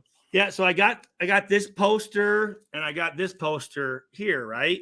That's crazy. Because me and my son watch Predator like twice a week. I didn't even know he was like alive still. That's pretty badass. Oh no, he looks awesome. He looks great. And I told you how I met him back in 2006, right? No, I didn't know that. Okay. So this was in training camp, and back then no alumni ever came back. Right? There was like no alumni whatsoever. But all of a sudden I remember like I'm in a defensive meeting and I'm like is that fucking Apollo Creed back there? I'm like, what the fuck? I want you. Yeah, but what was this song? Living in America. Ow! I feel good. Yeah, but what's your favorite part? What you and Dino always say? Well, I don't know. Is it he dies? Yeah. Dino, I didn't know he said that. If he dies, he dies. So, classic movies. You met a freaking icon, man. Well, no, so he's sitting there, and I'm like, first of all, that's fucking Dylan from Predator. Remember Dylan? you son of a bitch. And they Didn't he do- get like decapitated or like? Nah, he got his arm shot off, and then the Yeah, president- arm was off. Yeah. it was actually this was right before he ended up getting fucking. Oh yeah, he was like, he was like lifted up. Yeah. that's Oh right. yeah. So, and he was also Chubbs McGee in Happy Gilmore. Oh wow. Tap it in. I gotta watch that again. And he had the wood. Remember, he had the wood hand because the wood hand, but I didn't remember it was actually him. Wow. Yeah, it's him, right? So, anyways, so this was so at camp, right? So then when we were in Napa Valley, we had like this kind of makeshift like barn that was our locker room and training room, and then there was like this kind of like a overhang that was where the weight room was, right? And I remember walking out, and he was just kind of standing there, you know, by himself. And like people were just kind of walking by him. I'm like, fuck, dude, I gotta go, you know. And I said, hey, Mr. Weathers. He goes, hey, what's up, Stu? Oh wow. Yeah. And I'm like, hey, what up, 30? he's because he's a huge, and I'll get to it later, but he's a huge, like he knows all the Raiders, watches the draft and like whatever, right? So I'm like, I said, hey, you're one of my favorite actors. It's cool that you come back. That's awesome. But I said, I got to ask you this question. I go, what was your favorite movie? Yeah. He goes, Stu, that's very easy. Predator. I'm like, yeah. Awesome. I'm like, that's awesome. That's me. That was me and my dad's favorite movie when I was growing up. And then me and him got a picture of us like Rocky, you know, when Rocky and him are like about to hit each other out towards the end. Yeah. I don't. So the team photographer, I don't know whatever happened to it, so I don't have it. Oh no. So then I was asking, you know, the alumni group. I said, hey, is Carl Weathers coming back? They said, actually, he is coming back for this reunion. So I'm like, dude, I'm gonna get these and have him sign it for Alex, my son. So Saturday, because the game was on Sunday, Saturday they rent out this club or whatever, and he's there, and I went up, hey, Mr. Weathers. He's like, hey, what's up, Stu? And I'm talking to him or whatever, and I didn't bring it with me because I wanted, you know, I didn't want him, you know, I didn't know, you know, because this is, you know, what you don't want a Jeremy Kingdom, yeah, because like this is a chance for like guys to come back and not have to worry about Randy Moss. Yes, but I'm talking to him, and there's this guy behind him, you know, probably about my height, black man, and he said, Stu, this is my son. Oh wow. Yeah. And I said, hey, he goes, actually, Stuart, you're my favorite player. Awesome. And he's 44-year-old. Yep. He lives in the Bay Area. He actually played baseball when he was growing up, and me and him just like connected, like you're like friends with freaking Apollo Creed's son. And so, dude, we like chopped it up, and then I call him. We talk about once a week, and he's like really into like he's good with personnel, like. And like me and my brother Troy are too. Like we're like, why would you draft this person and this guy? Like we can pick talent, and you know, he just said, I remember when we watched your draft or whatever, we were really excited when we picked you. And oh wow, yeah, so it was really cool to meet him. And then, you know, the guy that I do the YouTube stuff with, Docs, him and his wife came out, and I brought him to these events, and he's a huge Notre Dame fan. So him and his wife got cool with Tim Brown and Tim Brown's wife. Wow. And I had a chance to actually meet, or not meet, but to connect with some teammates of mine that I knew, but never really had a chance to like know. And yeah, and it was cool. And I will say this, I was very happy because I actually, and I don't know if I've talked to you about this, but I believe that every 7 years you evolve. Oh, I've read that too. I agree with it. Yeah. 7, age 14, then 21. Then good 20. job. Yeah. I just turned 42, and I actually like traveled like an adult. Like I wasn't like, I got there early. I wasn't all, my anxiety wasn't high because I wasn't like half drunk or, hungover or whatever. And like on Sunday at the game, I watched the game, then went back to my hotel room and didn't go out that night. Like, And that's like the best stew that we love too. And the stew that you love. yes. Yeah. Dude, I took a bath and like, and me and Doc and his wife went to the airport at 3:40 and like, That's badass. yeah. So it was a very good trip. And it actually being able to do that, now I'm a little more apt to travel a little bit because I know like, oh, I can do it where I'm not fucking like running through, showing up late, yelling at people, fucking missing flights, fucking spending more money than you should, going out and trying to, I don't know, like going out just didn't even sound good to me, to be honest with you. I'm like, what? No, I'm not going to go out. And then it was kind of funny too, because on Saturday night when we were there, like I was like the old guy. I'm like, God, the music's too loud.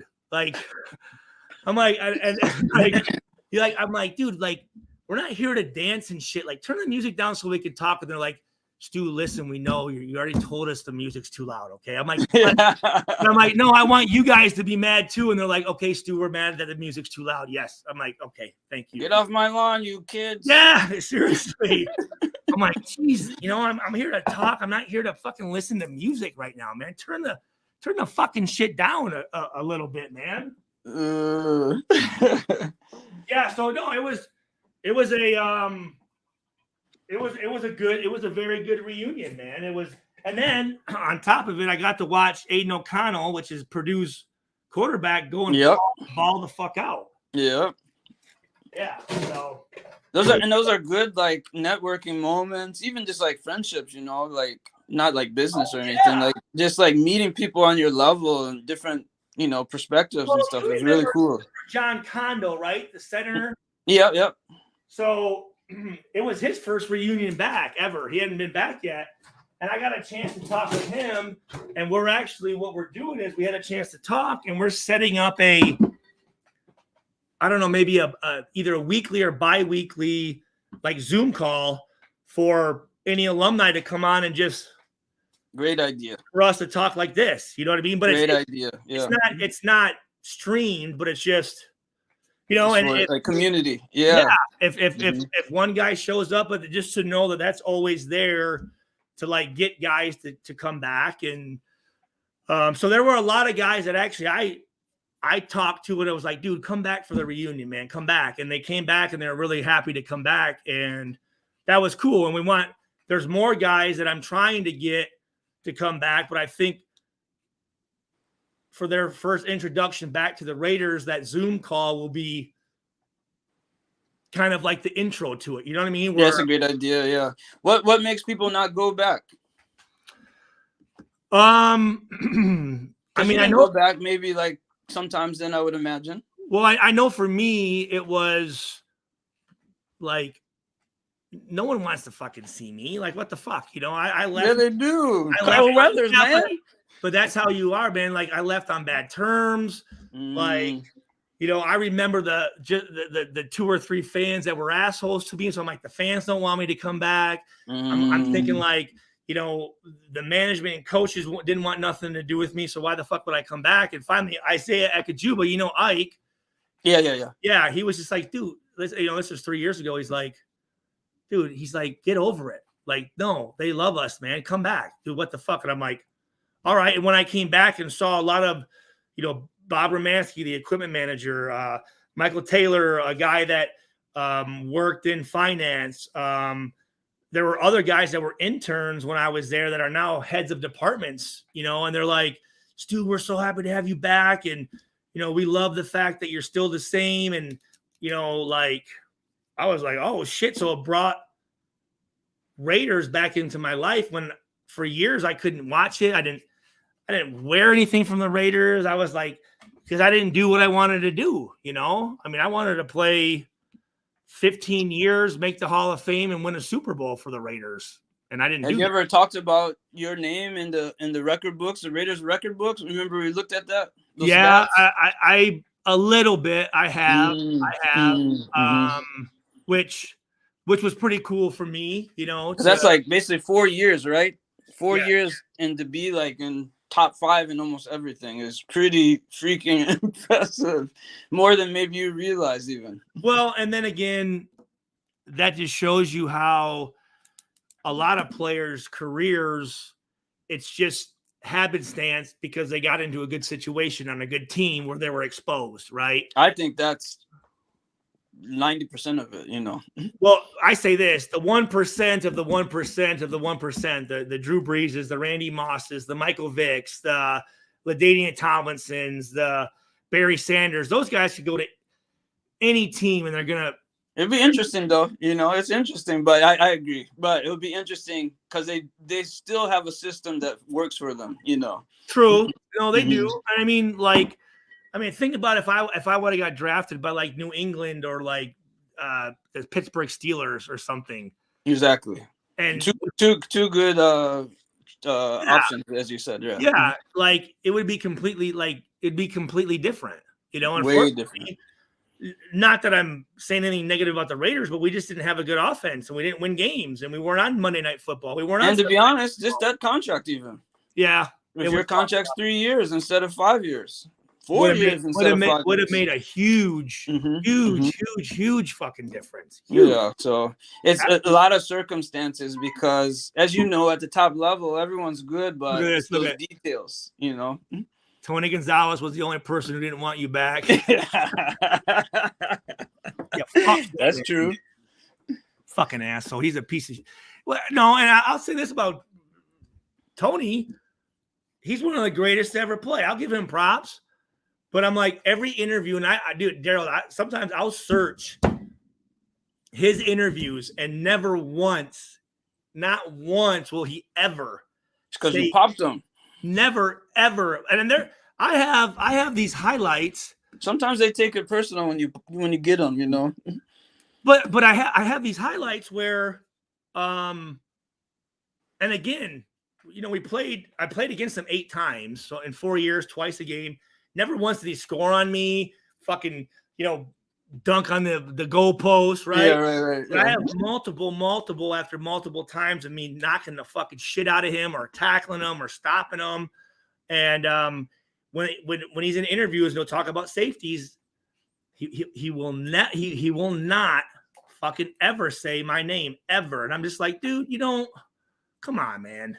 Well, that's the beautiful thing about Raider Nation, as I like just kind of watch you from the background, is that like if you watch the game, you love Stu because they saw you put in work, you know. Well, and that was really cool. Back it up, you know. And that was really cool, and I'm glad Docs had me on his show and got me involved with YouTube and stuff because to hear the respect from the fans, like I was like, oh shit, so. All the stuff I'm dealing with now from concussions, I'm like, oh, it actually was worth it. For a while there, I'm like, dude, you know, I put my life on the line and these motherfuckers didn't give a shit or whatever. Then when I got to talk to them, they're like, oh, Stu, you were my favorite and da-da-da. And I'm like, really? And I was like, oh, wow. I'm like, that means a lot to me. Like, like it saves lives, dude. Exactly. And that's like, I'm not even a football fan and I understood it, you know? Well, and that's why some of these guys that, they feel the same way I did. I'm like, dude, no. I'm like, dude, I know you're nervous, right? Because they don't. Back in our day, you didn't trust people. You didn't tell people how you really felt. But now we have our alumni group, the people in our alumni, 5 full-time staff members, and we actually just added a psychologist. Yes. A psychiatrist. Mm-hmm. And I was talking to her, and I gave her all my medical stuff.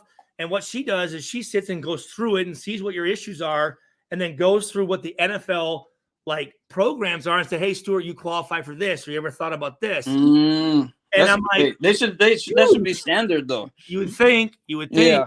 And I'm sitting there talking and I said, and she just got hired like in June and I called her like in July and I I'm giving her all this information. And I said, man, you must just be super, super, super busy.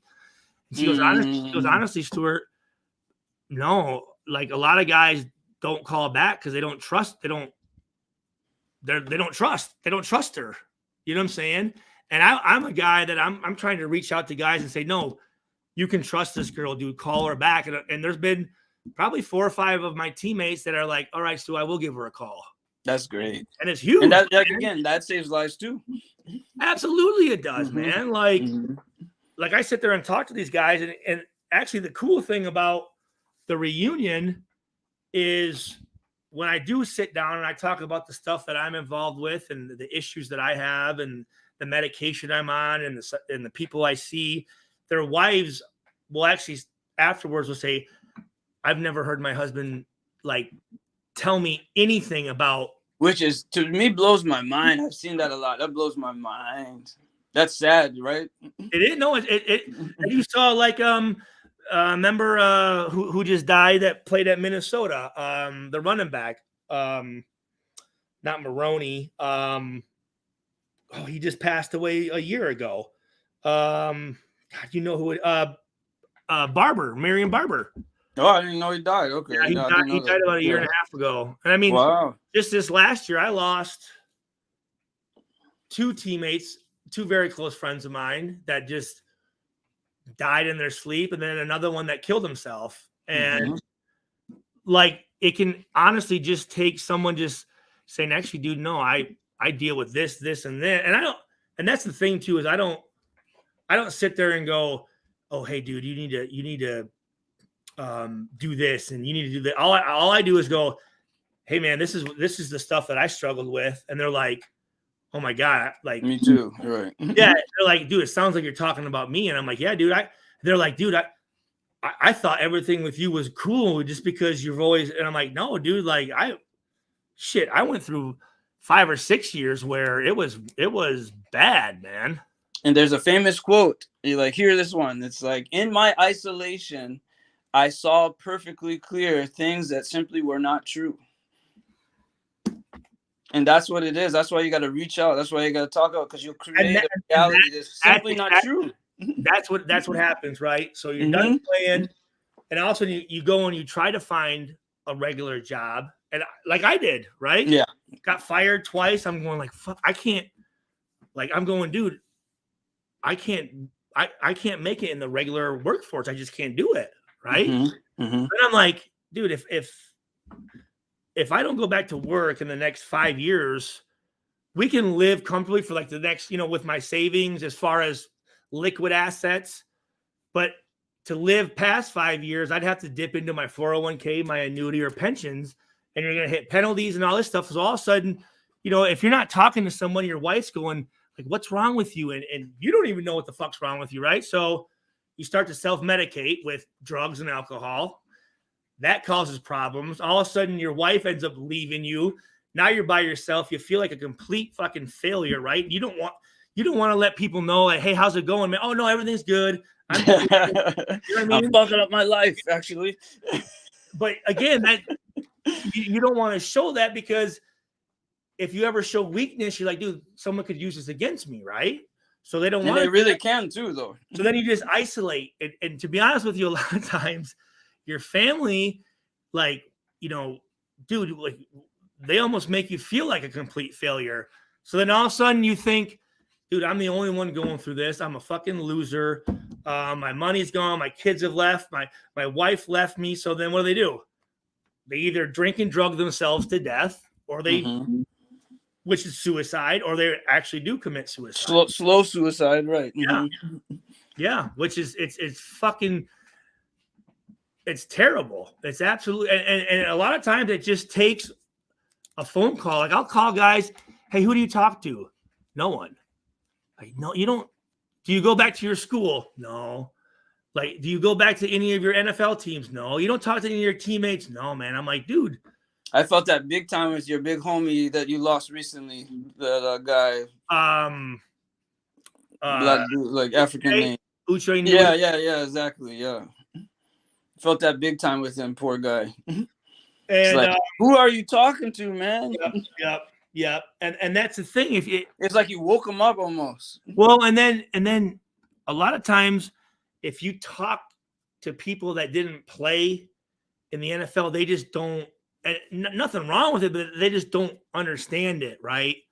Like they don't, well, you're probably just, you miss the fans and no, that has nothing to do with it at all. It's trying to take what made me good in the NFL and apply that in the normal world. And it doesn't apply, dude. It really doesn't. The way that we got ahead in the NFL was different than the way you get ahead in normal society. And I tried it, dude. I'm just sitting here going like, this is how people get ahead and this is how people talk to you. And just because I think that's why you can connect with big homie Thel too, because like as a soldier, it's not the very, same. very similar. Right. Very, It's not very, the same like to try to go into society with what you've been through already. very, very similar. And thank God I was able to apply for disability and get it. So now I can just focus on my mental health and I don't have to. And I thought this, I'm like, you know what? Every time I go out in public, I'm not going to, I can't make my reputation any better. All I can do is hurt it. You know what I mean? Like all I can do is go out there and people that respected me as a player and I get a chance to meet them and maybe they say something that I don't agree with and I tell them to go fuck off or because I don't have a filter, you know? Mm-hmm. Yeah. With my damage to my prefrontal cortex, my brain is the brain of an 18-year-old kid. Mm-hmm. So no thought of consequence. I mean, think about what we used to do when we were 18. Mm-hmm. Like we're going to live forever. There's no thought of consequence. I'm never going to get hurt. You don't have like your things come, right off reaction, right? You don't sit there and go, wait, hold on a second. If I do this, this is going to happen. Like you don't think of that stuff. So I had to, from 32 to like 37, I had to learn to live with a new brain. And that's what happened. I remember Chrissy going like, why are you making these decisions? And I'm like, I don't fucking know. Like, I don't know what's going on, So that's why I'm trying to talk to as many guys as I can and be like, dude, there's resources for us now and like come back. And so many guys don't watch football or don't even say they played for the Raiders, which I used to do the same thing because you meet people and they're like, well, I never heard of you. And you guys sucked back then. So, and it's like, oh, sorry, my fault. I didn't even mean to bring it up. You know what I mean? So you don't even bring it up. And it's a huge. Well, I like what you said before too. You said that meeting like the fans and going back to the reunion, you realize it was worth it. And that's very important because of course you're going to be depressed if you feel like it wasn't even worth it at all. But now you're finding value in that. And I think that's really important. Well, and it also too helps when you get around some of these guys that you think like, well, this guy's not dealing with that. I see him on TV and he's great with this and this. Your boy Ryan. Yeah. And all of a sudden you get a chance to meet him and they're like, oh no, dude. Like, no, I've been through some shit, man. I've been to treatment. My wife's filed divorce on me. Like we've almost, I've been to jail. I've been to, all this stuff, you know what I mean? And it's like, oh wow. I thought I was just a fucking fuck up that was going through that shit. And that shit, if you, like you said, isolation, if you don't, you start to believe. I am a piece of shit. I am a piece of, every day you feed into that. And instead, if you went outside, you realize like, I am a failure.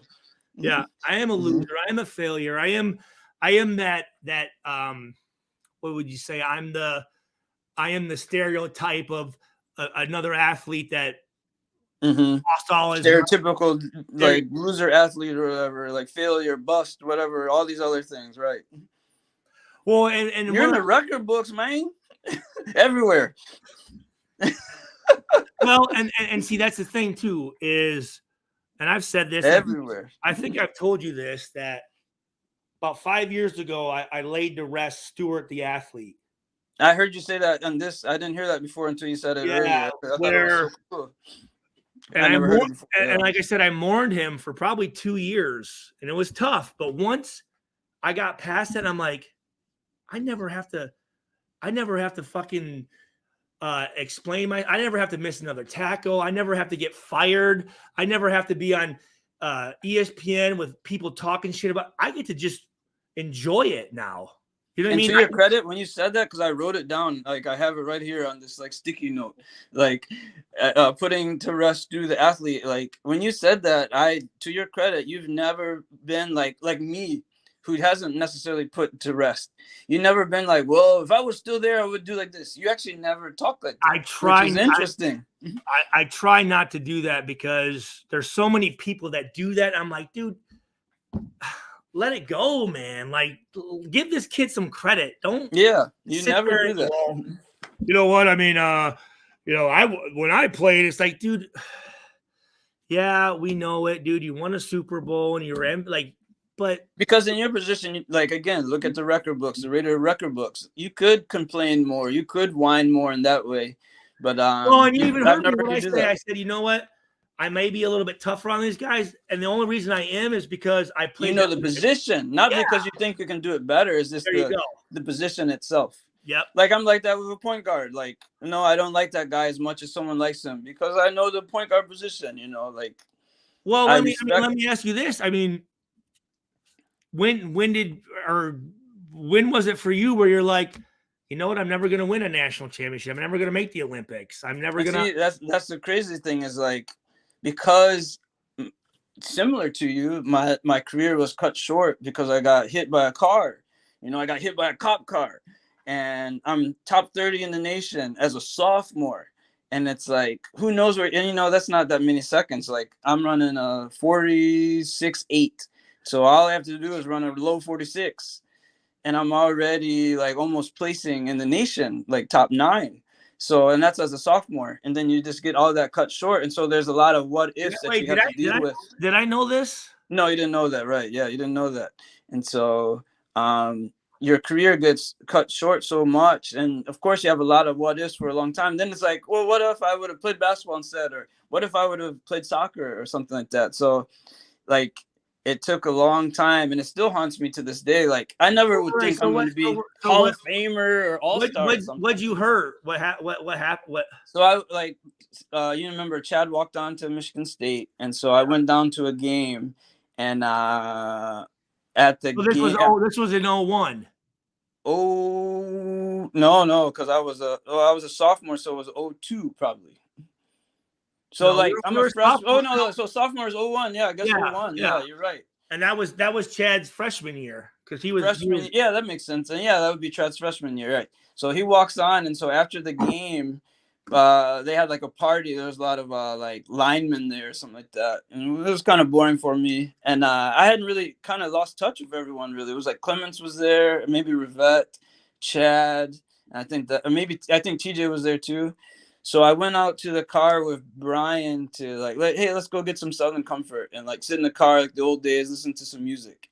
So we were drinking. It didn't like feel the same. I was like, you know, let's go back to the party. As we're walking back, this girl's like not looking where she's walking, and then she like bumps into me, and she was very pretty. And I was like, hey, watch where you're going, flirting with her. And she was very receptive to it. She smiled. We kind of laughed. But as I took a few steps away, this guy's like, she can walk wherever the fuck she wants. And I was like, kept walking. And the guy went, hey, you, are you scared? And of course, out of pride, is that state, one of these Michigan State losers, right? So I love the sports. I hate to. Sure, he's a white guy, right? A white dude. Actually, he was like Mexican, but he was like acting like white. Yeah, exactly. And so I find that turn around. I'm like, scared of what, man? And he's smiling, and I look, he's got like 20 people with him because we're actually in front of his house. It's a house party. You know how the house parties spill into the yards? Oh, yeah. So I was like, I'm not scared, man. He's like, you're scared. He's like, keep walking. I was like, all right. And so I took like 10 steps, and I said, Brian, I'm sorry. And I said, I knew I was making a mistake. I'm sorry. I said, stay here. And I went back into the crowd, and I just, boom, I clocked him. His phone like drops to the ground and shatters, and all these guys are like trying to like basically jump me, and like I was in really good shape, so I never got hit. I never got like I threw a few guys off, threw a few guys off of me, but I was like backpedaling. I was like, what? And as I was backpedaling, boom, a cop car slams into me, and after that, it was a big blur after that. But they thought they saw the big crowd around me, and they thought that I had done something to incite some kind of I see what you're saying. melee or something like that. And so they saw me like standing out, and they hit me with the cop car. I had to go back to court, and the judge apologized to me. He said that I honestly feel like this was a racial incident, and your story doesn't line up necessarily, because of course I didn't say I hit the guy. It's like some things like off in your story. Before they probably had dash cams and Yeah, he didn't have no camera or nothing. Yeah. And he said that we wanted to drop this case, but you know, because of the prosecutor's record, we'll put it as a noise violation. So I had to pay a noise violation, $100, and that was it. well, yeah, but what as far so Tim Swartzel. So this is Daryl Sly. He's my best friend from third grade. We went to elementary school together. We played basketball together. We ran track together. This dude said he could have been in the bobsled team. And Daryl was a potential All-American. Did you finish All-American or no? Nope.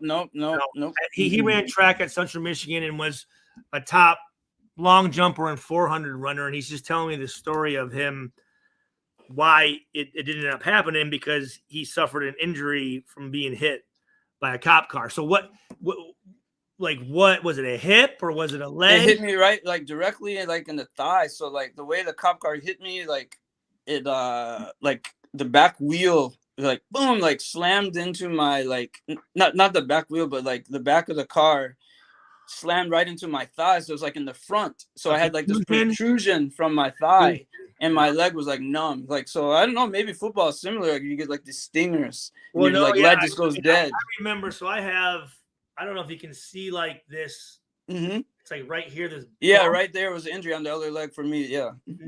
Yeah, I remember Namdi's knee hit me here, and it was basically a thigh bruise, contusion, and there was a blood pocket there, and it actually it calcified into a bone. And mine didn't do bone, but it definitely something happened to it. So like my captain's like, "You're running with one leg. What happened to you?" And I didn't tell anyone until I graduated. So yes, yeah, I didn't know that. I always wondered what I mean, we still won the league. I still ran 46 one more time, but I mean that, like, to me, that made me sadder that I ran 46 on one leg. Yeah, but you should have been. I'm just thinking of where you were in high school and what you were running. Yeah, like to run 46 on one leg, to keep placing in the league and stuff like that is impressive. But I wasn't trying to be no track runner anyways. But still, you want to know how well you can do, and that's your problem. You want to know how far you could take it. You know, that's what you want to know. That's all I want to know too. So I'm not trying to say what was the time that won nationals back in those days? They're running like low 45, yeah. Yeah, so you definitely could have been there doing that. Yeah, that's what I'm saying, right? It's not that far away, but it is what it is. Yeah. But my point is that, like, that feeling of wanting to know how far you could take it, yeah, that's hard. It haunts you. And to your credit, you don't, like, if I was there in the Raiders backfield today, they would have, I would have done this. You never really talk like that, which is impressive. Yeah. I think because I do, and I do this, and I know you do the same thing. I know that I study other people, right? I study other YouTubers, and I watch games and listen to the announcers, and I see what makes somebody good and what makes somebody bad. And I go and I tailor how I talk depending on, like, I do my due diligence, right? Like I study this stuff. So I look and go, I find out what I don't like about announcers, and I try to avoid that. And I also find out what I do like and try to capitalize on that. So wait, hold on. Charles, we know Charles Murphy, right? Because I don't know if I know who's that. Because he's saying, he goes, I couldn't go to any parties with TJ and RVD. I don't know who RVD is. That's why I figured I didn't know who he is. Well, he You should audition for the big. Yeah, that's true. well, no, You would be a rock so star. Heritage is looking. Yeah, so he's talking about Oh, he's talking about Heritage. Okay. Charles. Yeah, you should audition for Big Ten Network. You could be a rock star. That's true. You could. So TJ's your cousin? Should play. Who's my cousin? Maybe TJ? I don't know. Wait, Charles is talking about TJ. He looks like he's from Saginaw. Yeah. Well, he said there's is this true? RVD is his cousin. I don't know who RVD is. It was playing in the Big Ten, Stu. You weren't overwhelmed by star power. Stu showed me I could play DB, and I prided myself on the timing of my hits coming down on receivers. Yeah, see, hearing this shit, that shit. I saw that a while ago. It's like that means a lot, dude. Of course. But here he says, Charles. Yeah, he's talking about Charles Rogers, but he says that there's a Charles Rogers way. A street? Yeah. That would be interesting. Okay. Let me see here.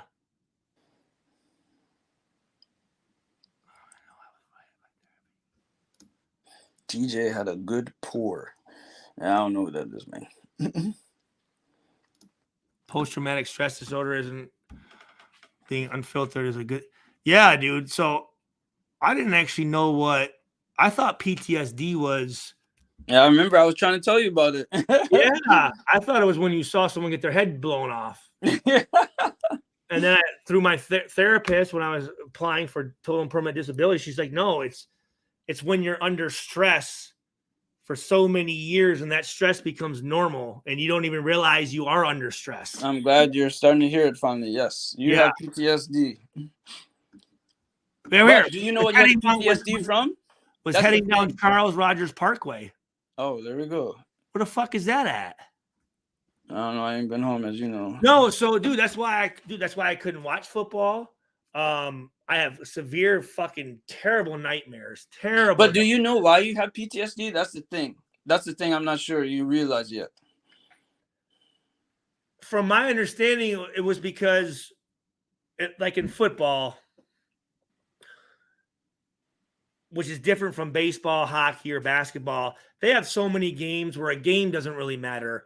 Football, like every play could be the difference between a winning season or a losing season. Or are you keeping as a starter or being cut? So like every play I was like, if I don't make this play, I'm going to get cut. And being under that pressure of losing my job or having the fans boo me or being on ESPN and being called, oh, game lost because of Stewart or whatever. Like that was just every play. Like there was so much pressure on every play, I guess is what. Yeah. Like you, like for whatever reason, like the scrutiny and the like, not reaching what you believe to be your potential really didn't like the coupled together. It really hit you so hard. And like you said, you couldn't watch football because of this. Yep. And a lot of things like that. And it really took you down a dark path in that way in regard to like trauma. It traumatized you. It traumatized you. You know, yeah. No, so then I'm also looking at guys that I knew I was better than. And then I'm still seeing them out there. See the comment about Michael Huff on there? What was it? What did it say? It was pretty far up. I don't want to like. I already know. I said something. It was something about how much he got paid. I think, or yeah, it was like Stu did all the work and Michael Huff got paid for it. well, and then also too. I mean, when they after 4 years of me being a starter and shit, and doing special teams and staying there in the off season, which I thought. Doing stuff in the off season and being the guy that did all the community stuff meant something. It don't mean fucking shit, And then also they're asking me to take a pay cut on money I'm owed, but yet they give Jabril Wilson like $28 million, who's never fucking made a play for the Raiders. And I'm like, really? Like, what the fuck, dude? But to me, it's legit traumatic. But then you talk about the isolation, everything like that. You gotta have conversation. You gotta talk and make sure that you work through that trauma. But it's hard because you're like still in your prime and you want to play. Well, That's traumatizing. well, yeah, and I mean that was the first time in my career that I had never where people didn't trust in my ability. You know what I mean? Because always like, and I think because I was very fortunate to have good coaches. I mean, honestly, like at Purdue, As you said, like system matters. Purdue, Yeah. like I've always said, Purdue is a great choice, man. and to have those coaches believe in me and put me out there. And even my first, when I had Chuck Pagano with the Raiders, I was playing my best football. And then when he left, and then some of these other coaches started coming in, and having a coach who you could tell didn't trust you or believe in you, I started Because he's new. Yeah, right. I started. And again, it's like, look at I started stats. second guessing myself and started Yeah. like, am I? I mean, I was questioning if I could play fucking cover 2, and I'm like, dude, what the fuck, you know? And you can't play. You can't play that way. You cannot play that way. And then also seeing them bring in safeties, and you're like, why are you bringing this guy in here? Do you even remember this? When I went to New Year's Eve, out of nowhere, you just broke down and you said to me, Daryl, it's so hard.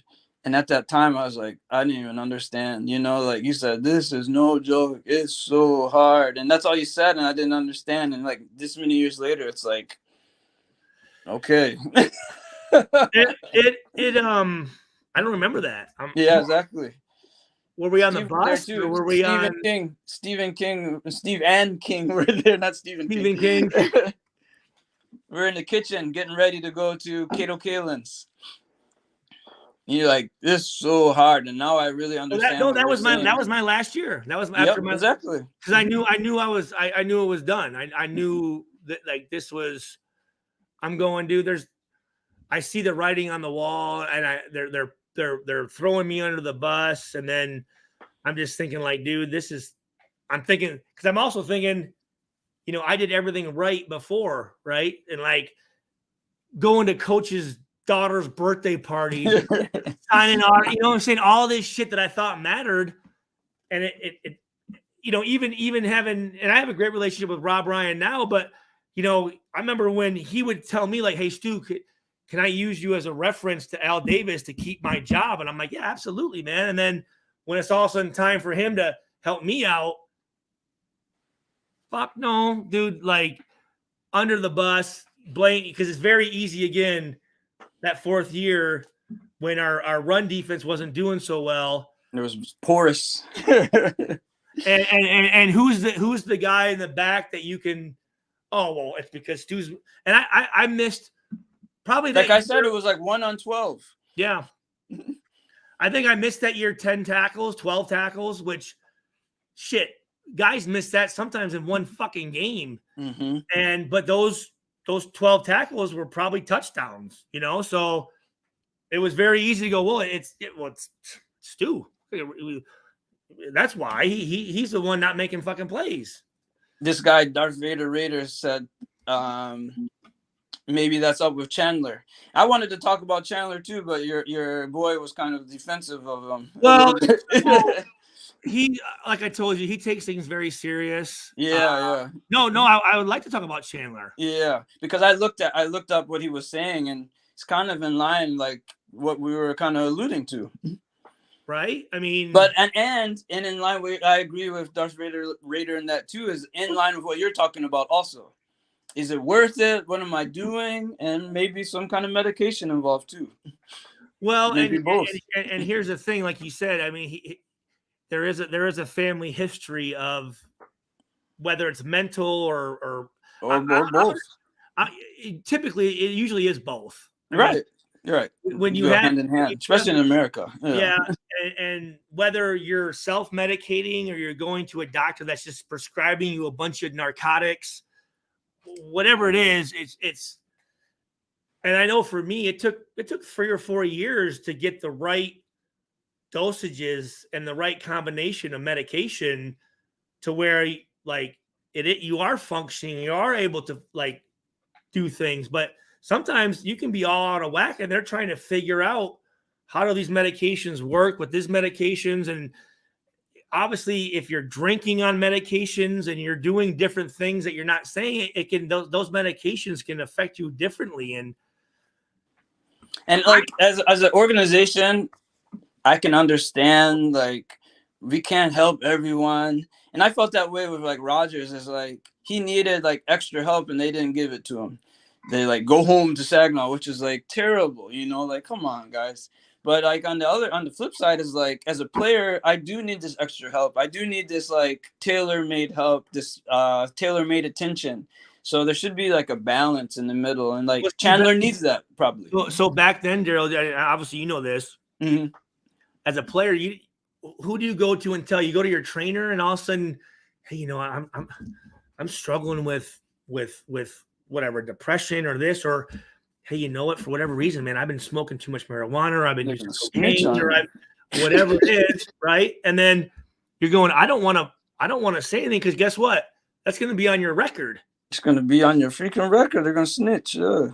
Then when you become a free agent, and it's down to you and one other guy, and they're looking, going, oh man, this guy suffers from depression, anxiety, PTSD.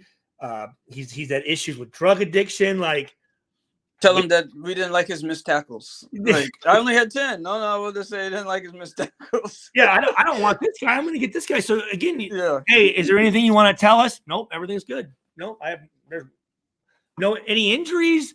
Nope, no. Even if you had injuries, you're like, no, I don't have any. You know, and like that's one of the story IG posted, Chandler posted, is that he said, I'm not into this social media thing, but I understand why athletes go here because it really feels like you have no one who will listen to you, and that's why you go here. Is that what he said?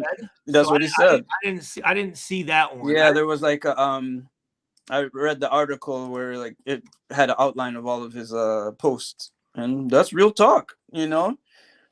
Yeah, I mean, if you feel like you're going through some shit, and you're going, sometimes they're not going to be there to listen to you. Not really. This, and you don't want it on your record, as you said, you know. And sometimes the last person you want to talk to is your wife, man, because I've had it before where I've said some stuff, and guess what happens? It shot you in the foot. Yeah, it comes back, and you're like, I wish I would have never fucking even said anything, right? So then I feel like that a lot when it comes to marriage. It's better left unsaid.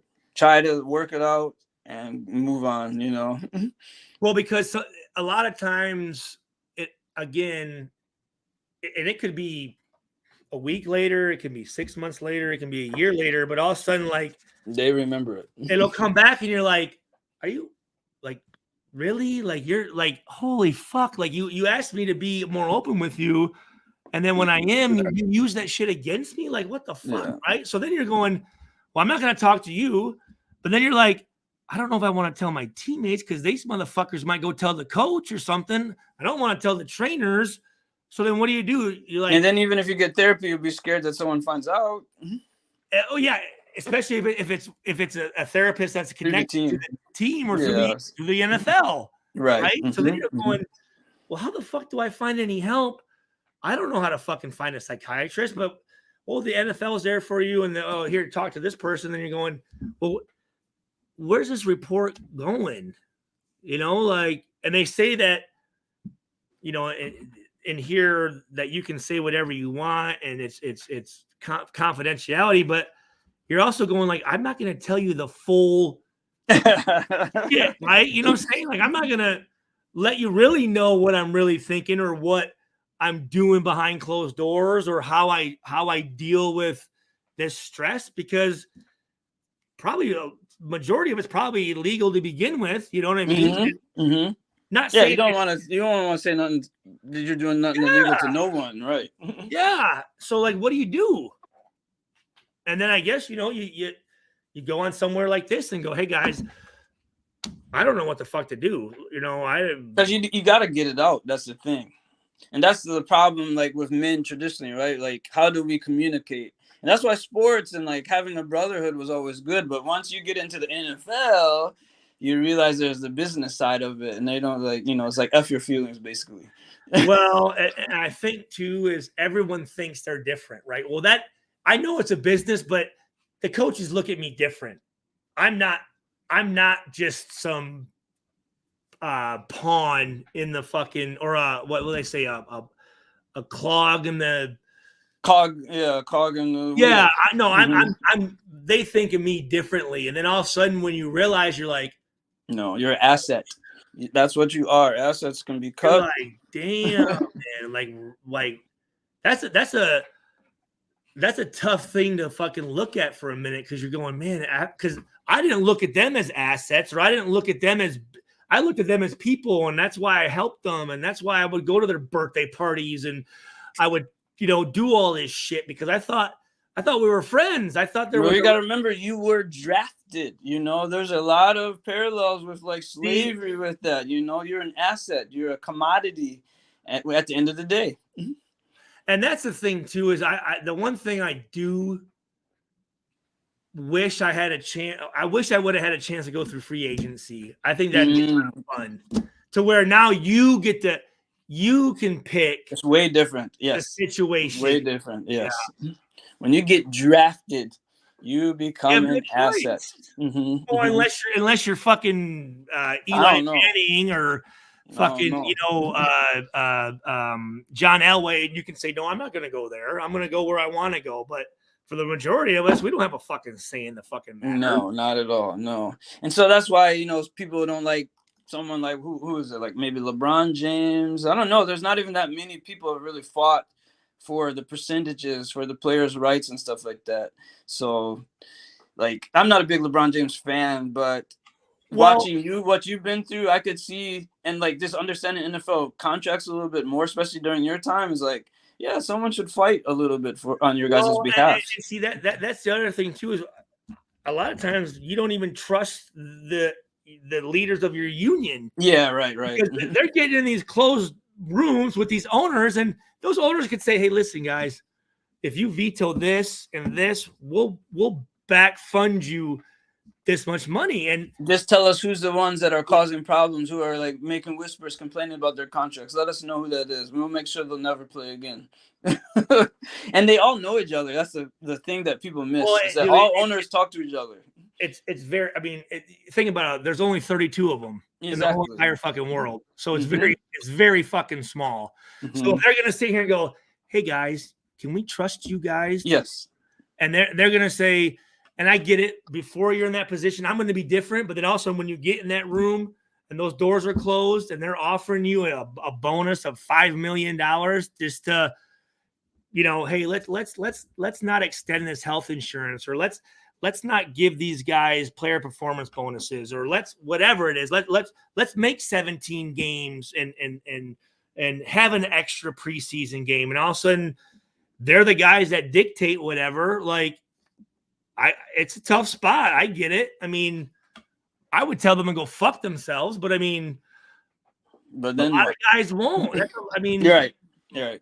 Unfortunately, money for some guys, or money for probably 95% of human beings is king. And for me, it's like, how much money do you need, dude? Like I said, I turned down my 5th year, $3 million, and told Al Davis to shove it up his ass, cut me, and could I have played a lot longer if I fucking sat and did the whole ass kissing thing and didn't ever. But it was disrespectful, a pay cut. Yeah. Come on. But a lot of guys don't care. They're like, Stu, I'm not going to say nothing. I'm just going to, and a lot of guys have long careers. Like, that's what I've always hated just about, homies in general. Like in the past, it's like, you got to like stand up for your boy in this time, your teammate, your brotherhood. But mostly those people are not loved. They're hated if they speak out and stuff like that. And I'm not like a big, like a speak out about everything kind of thing. But let's protect each other a little bit, And for me, it was, especially if there was something said by a coach that you didn't agree with, and you sit and you go like this, and you're going, okay, I'm not gonna make a scene or whatever, but afterwards Hey, coach, can we talk for a second? Hey, what was up with that in there, man? Who are you talking about in there? Oh, no, it wasn't you, man. No, it had nothing to do with you. And it's going, well, yeah, but you made that seem a little bit fucking personal, and I don't appreciate that, especially in front of my fucking teammates. So what the fuck? And again, you're not making a big scene, but that little challenge, you know what they do? He's not part of what we have going on here. We need to get rid of this guy. And if you think about it, the protection is the injuries. That's how much they love you, is how they treat you during injuries. How you dealt with injury, how Rodgers deals with injury, like that shows how much they love you, is when you leave it on the field literally and you need time to recover, and then this is how they treat you. We'll give you a pay cut. Your performance went down, like, I'm recovering. That's the thing. I missed one game in high school with an ankle, one game in college with a knee, and one game in the NFL. I think I maybe missed in the entire NFL maybe 5 practices the whole fucking career. But hey Stu, you know what? You're good against Kansas City week 10. I remember you're good. I'm like, I think I can play, and they're like, no, you know what? Rest, and then we'll blame you. And then we'll blame you later. And you'll get your spot back when you come back. Oh, okay. And then all of a sudden, ones, and no, hey, Stu. And I'm like, oh, shit. And you really are like, uh-oh. What the fuck? Because I've seen this with other guys, and I know what happens, and I'm like, oh, shit. Really? I'm like, you motherfuckers.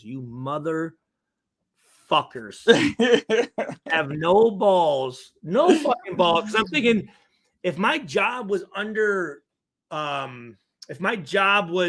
in trouble, yeah. Let me, hey, Stu, just so you know, man, hey, you got to pick it up, bro.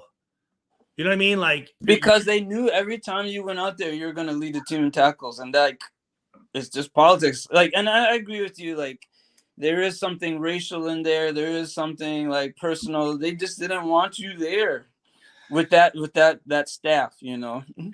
And that's the thing too, is people don't realize when you have multiple staffs coming in, they have their guys. They have their guy. Right. Yeah. And some ways I can agree with that, but in other ways, like what Deion did, like, I agree with it. Tough. I agree with it too. I mean, yeah. Hey, you're running the show, and if you want your guys in there, then fucking put it. But I would just say this: at least have the balls to say, "Hey, listen, there we go. You don't fit into our system." All right, cool. Or at least give you a chance. Like, this is our system, and you don't fit in. Here's how you could be in the system. Yep. Like, at least something. Don't sit there and blow smoke up my ass, telling me, "Oh no, you're our guy. You have nothing to worry about." And then all of a sudden I get cut, and you're like, "Well, fuck. At least tell me why I got cut, so the next team I go to, I don't do the same fucking thing." They knew if they put you out there, you're always going to perform. I know that, because that's why they did it like that, like kind of backdoored you like that. You know?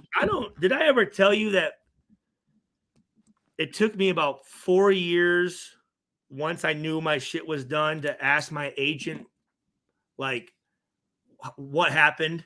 Mm-hmm. So, because again, the thing you don't want to hear is someone saying, "Stu, you couldn't tackle, you weren't athletic enough, you were a pussy," or whatever. Like, you didn't know this, so you're like going, "Fuck," because those are the reasons you would think you're getting cut for, right? Mm-hmm. So finally, I remember I had to get really drunk one night, and I called my agent, Ben Dogra, and I said, "Ben, what was the knock on me? What was the reason I couldn't, even after I was the UFL Player of the Year, I couldn't get even a fucking tryout?" And here's what he said, Daryl: "Stu, the knock on you was you complained too much."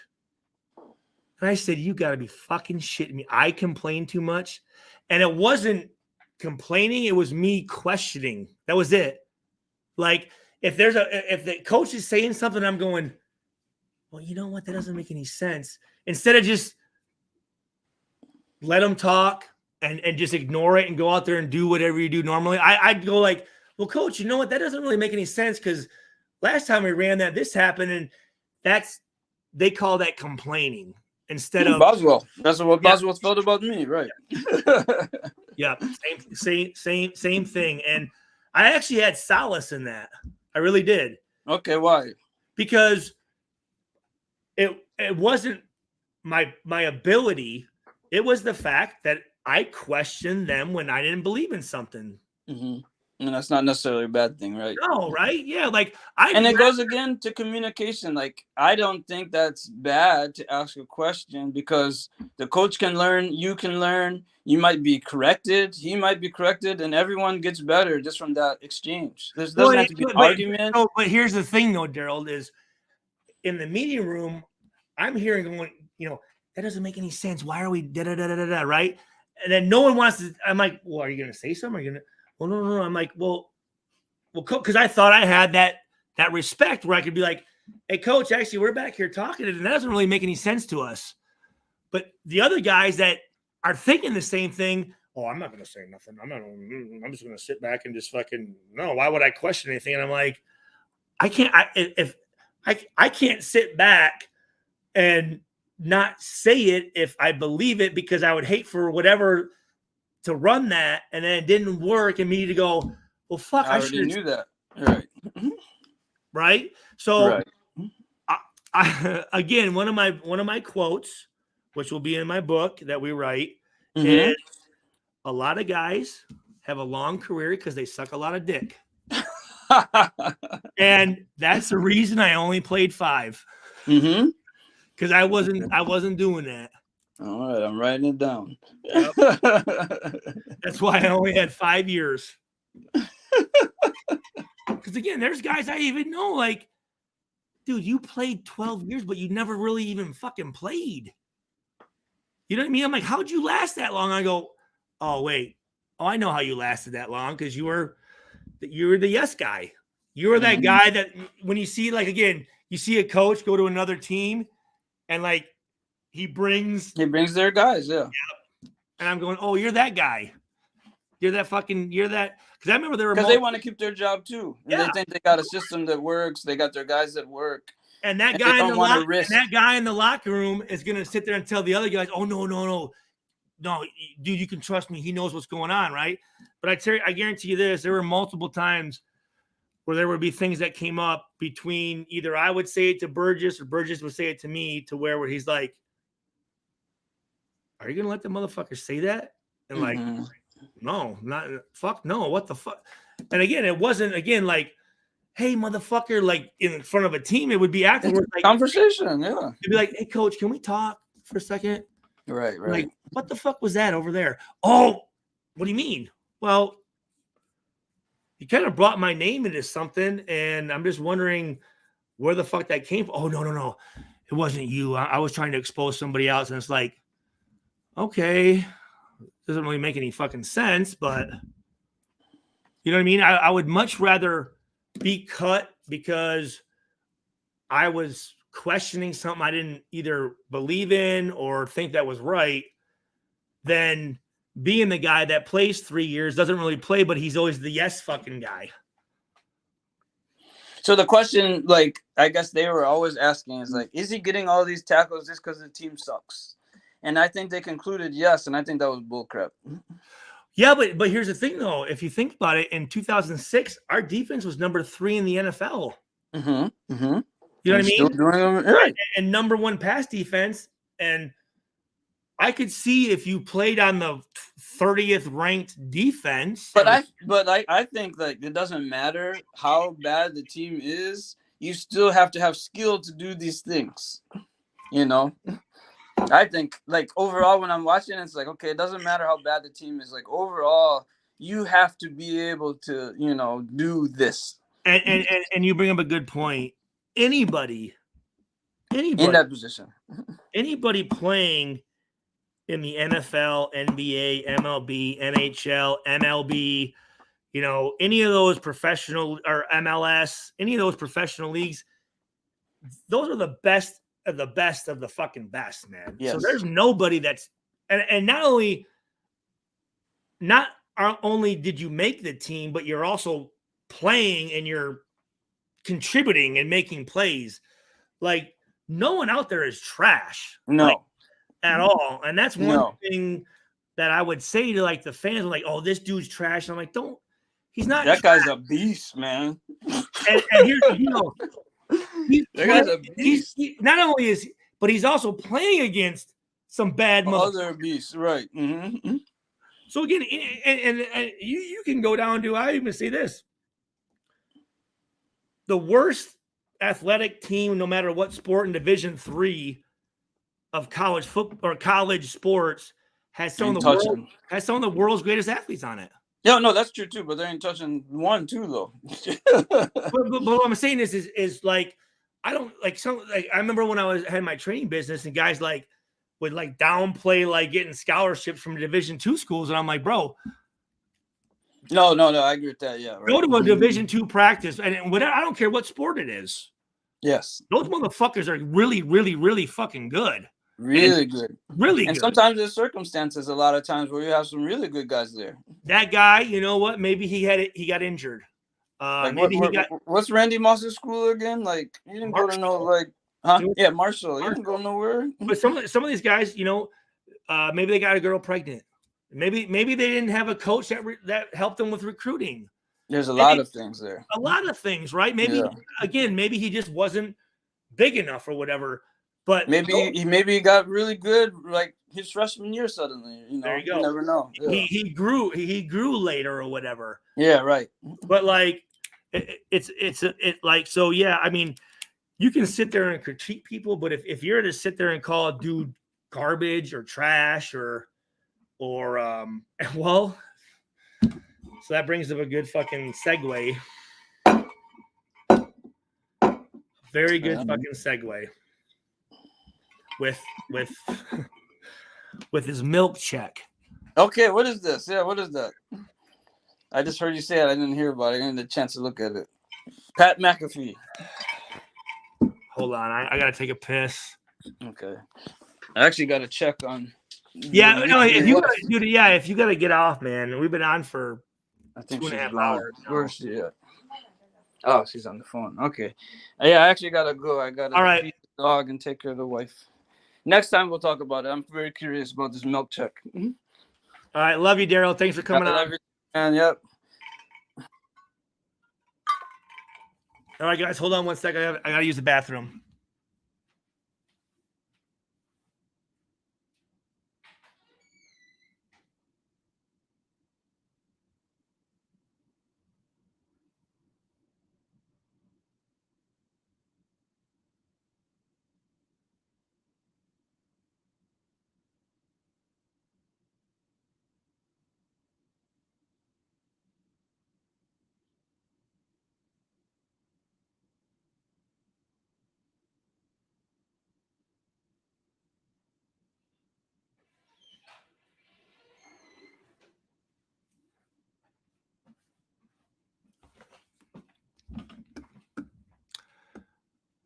Stupid like a Raider.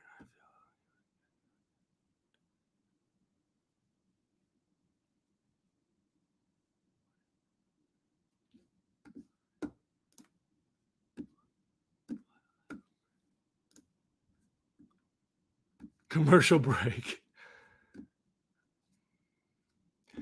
So 24 people are in here. Thank you very much. Darth Vader.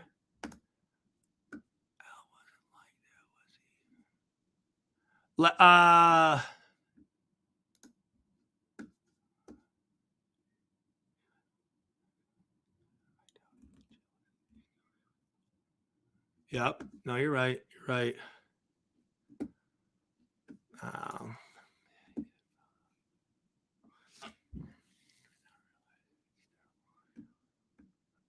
I agree.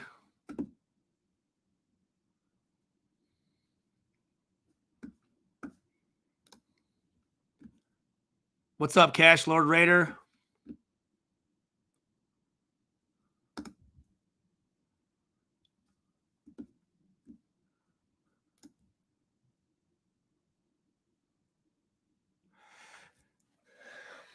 Madden never came around though.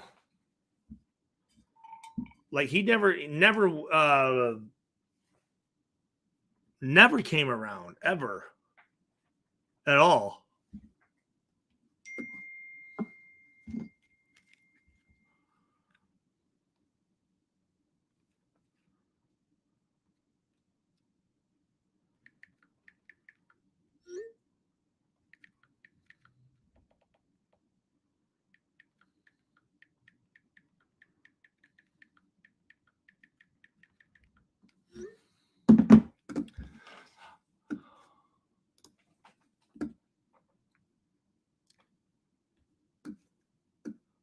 I thought the defense played very well.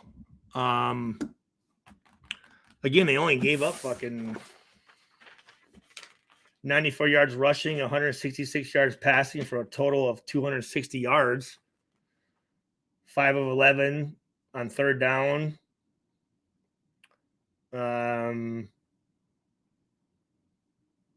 Yeah, they did what they had to do, man. Hobbs had 8 tackles. Bennett had 7.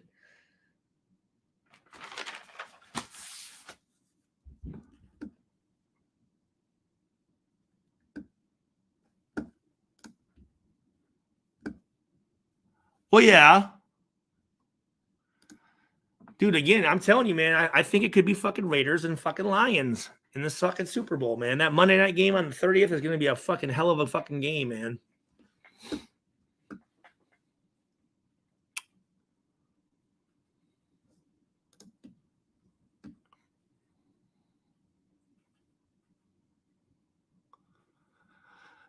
Let me does anybody want to pull up and give their opinion?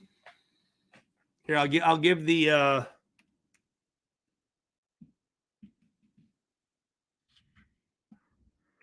I'll give the link.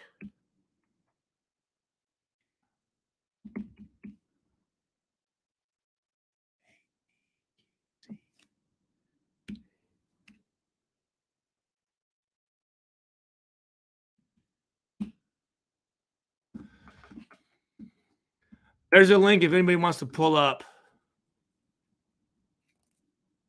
Yes, he was. Absolutely, he fucking was. 100%, dude. Again, and the two touchdowns that Denver had was because of Apps and Morag.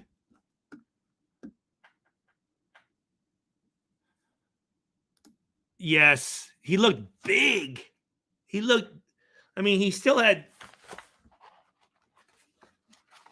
I thought he looked huge. He had 19 carries for 48 yards, long 7. I don't know if it was that number 8 or the white jerseys, but I thought he looked huge.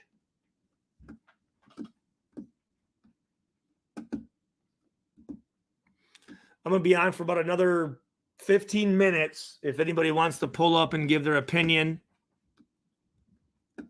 There's the link. Who did?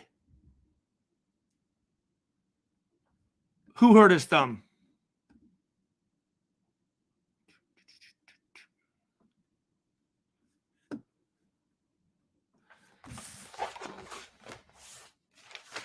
Well, no, I'm telling you this. Jacoby Myers was a motherfucking dog. And it sucks that we lost him. But I'm also gonna tell you this, that Jimmy Garoppolo looked fucking awesome. I don't give a fuck. 3rd and 7 in the 4th quarter with 1:52 left. He scrambles for 8 yards, which sealed the game. Fucking 20 for 26 for 200 yards, 2 touchdowns. That interception was bullshit, but whoa. So we just left out, or Daryl Slide just left, my best friend, and look at Mr. Myers 8333 comes in, who is actually, I was the best man in his wedding. He was the best man in my wedding.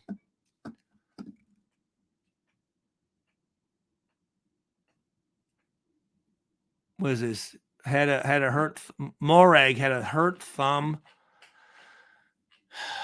Sean. I played with a fucking broken hand my freshman year at Purdue. Had a cast on for 6 weeks and still led the team in tackles and interceptions. So with as much money as that motherfucker, yeah, I'm gonna tell you this: Sean Payton is a fucking asshole. I'm telling you that right now. That fucking onside kick to start the game, he's a fucking prick. And that whole thing about when the Raiders, I'd never fucking coach the Raiders. Well, you know what, Sean? The only reason that you had any fucking success in New Orleans was because of a guy named Drew Brees. So fucking slow your roll, you fucking asshole. Drew Brees made your fucking coaching career. Fucking, he's a fucking. Yeah, right.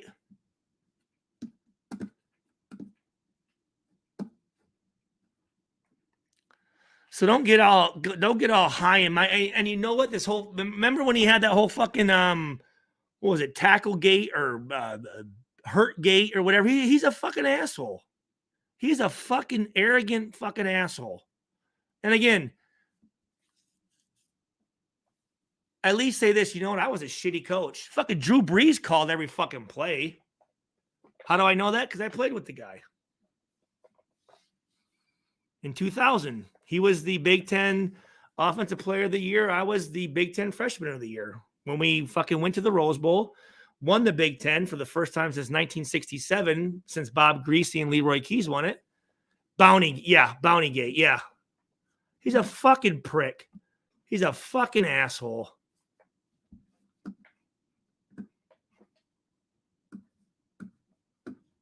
And the NFL is assholes for fucking having that be our opening game in Denver, knowing, you know, our head coach's history with Denver. And then now we're going to go to Buffalo on the road. Fuck out of here, man.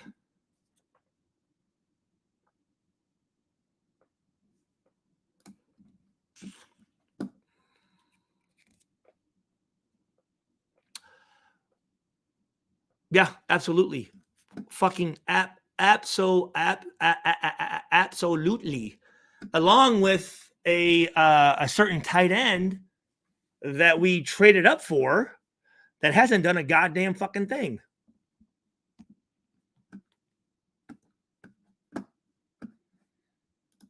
Yeah, no, absolutely. He should be contributing. 7th overall pick. Being a defensive end, I mean, you have no, like, go get, and all that is it takes no knowledge. Just go get the quarterback. Go make a fucking tackle.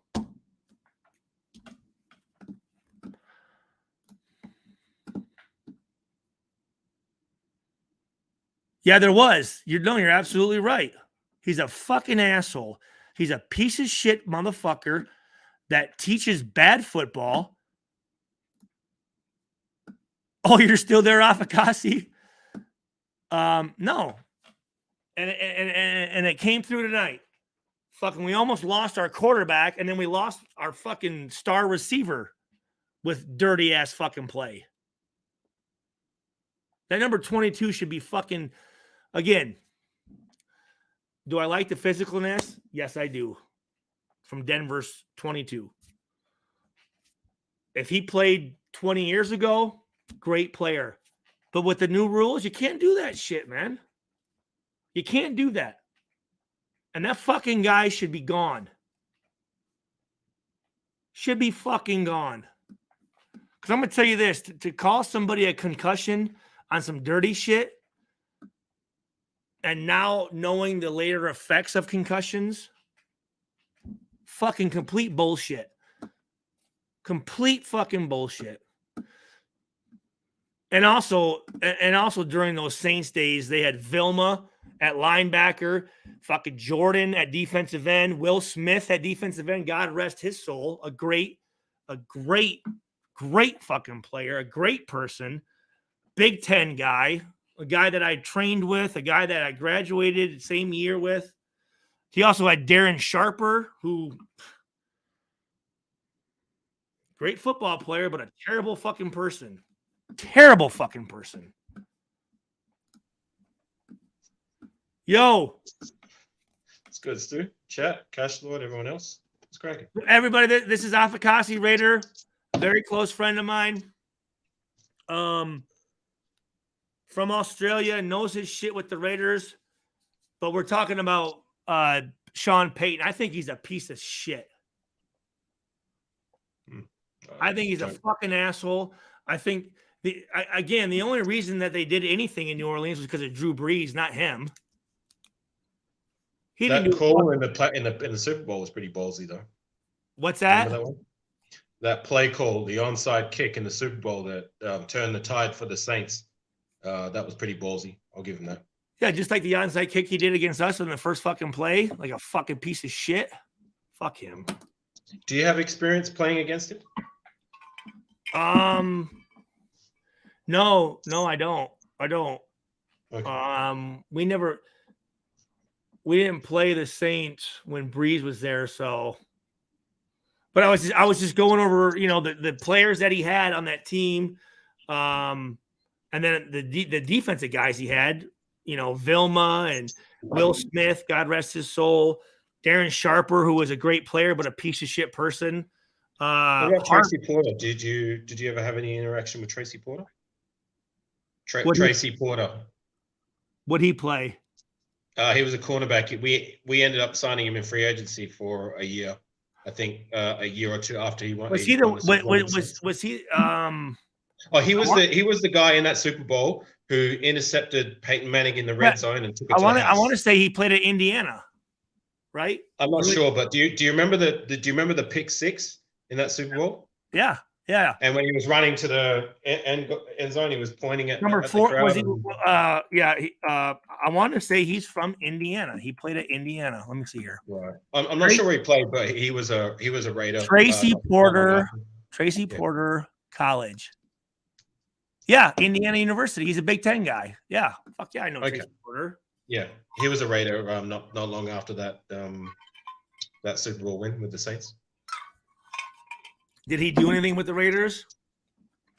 We were a team in flux at the time. That was, I believe, 2013, when basically we had no cap space and no draft capital, and we had very little to play with. And he was one of our marquee, if you want to call it that, marquee signings. Salute Kulkev. He did okay. He wasn't. I mean, he was not a number one. He wasn't great, but he wasn't glaringly bad either. He was just all right. No, but you bring up a good point, because I think when a defense can score, the chances of you winning go up exponentially, dude. Right. So again, he was a big reason for that winning that Super Bowl. Well, he made the most memorable play of the Super Bowl. Yeah, it was one of the most memorable Super Bowl plays I've seen watching a Super Bowl. I agree.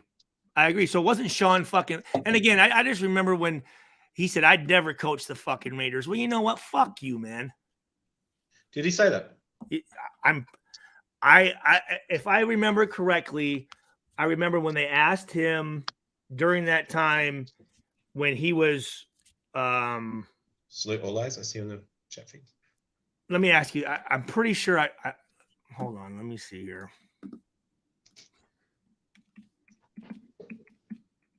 Sean Payton asked about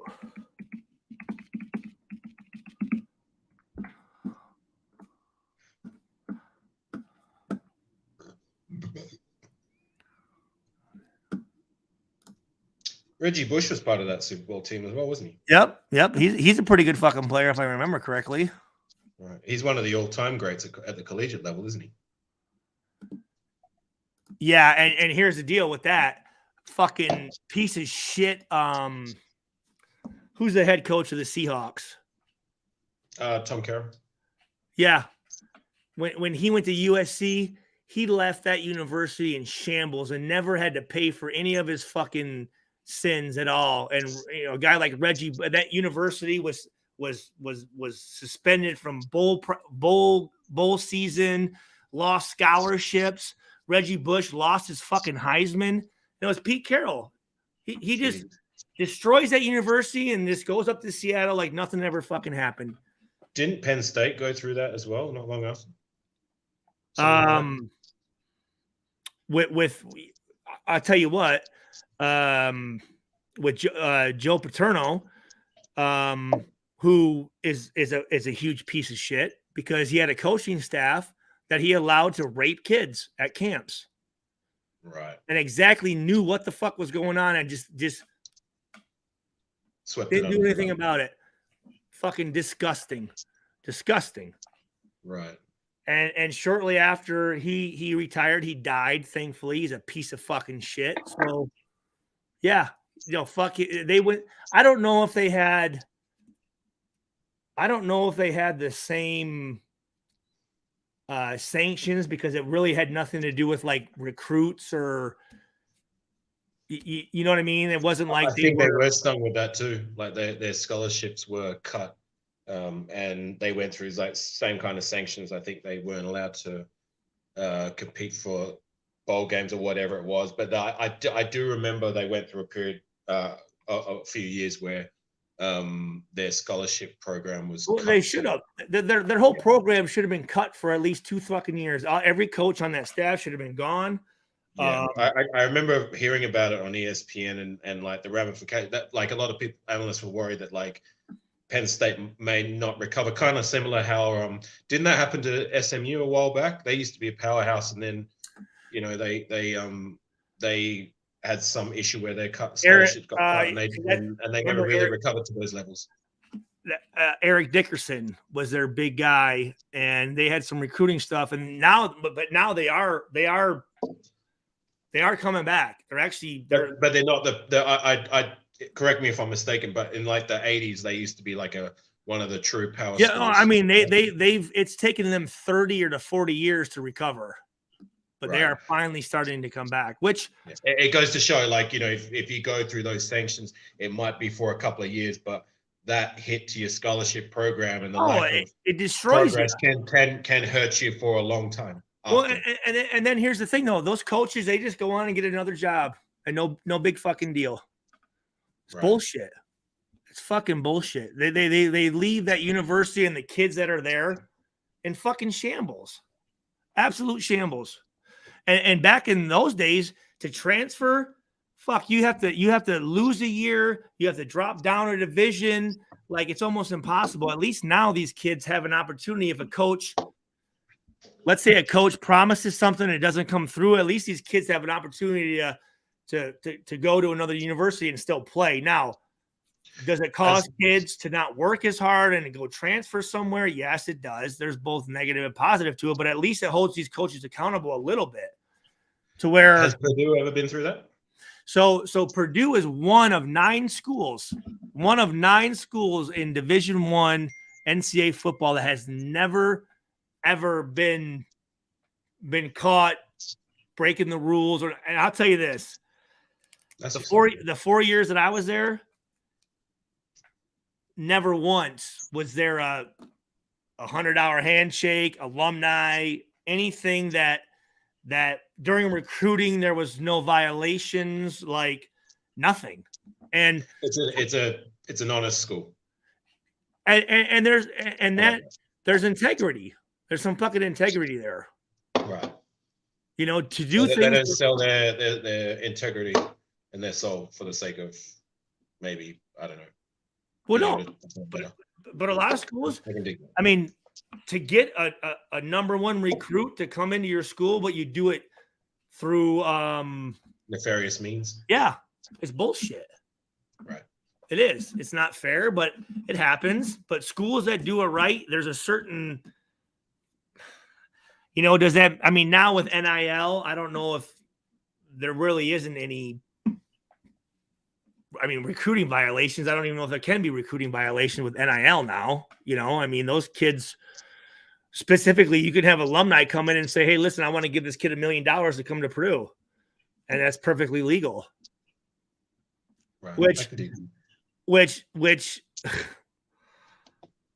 I know this, Afakasi.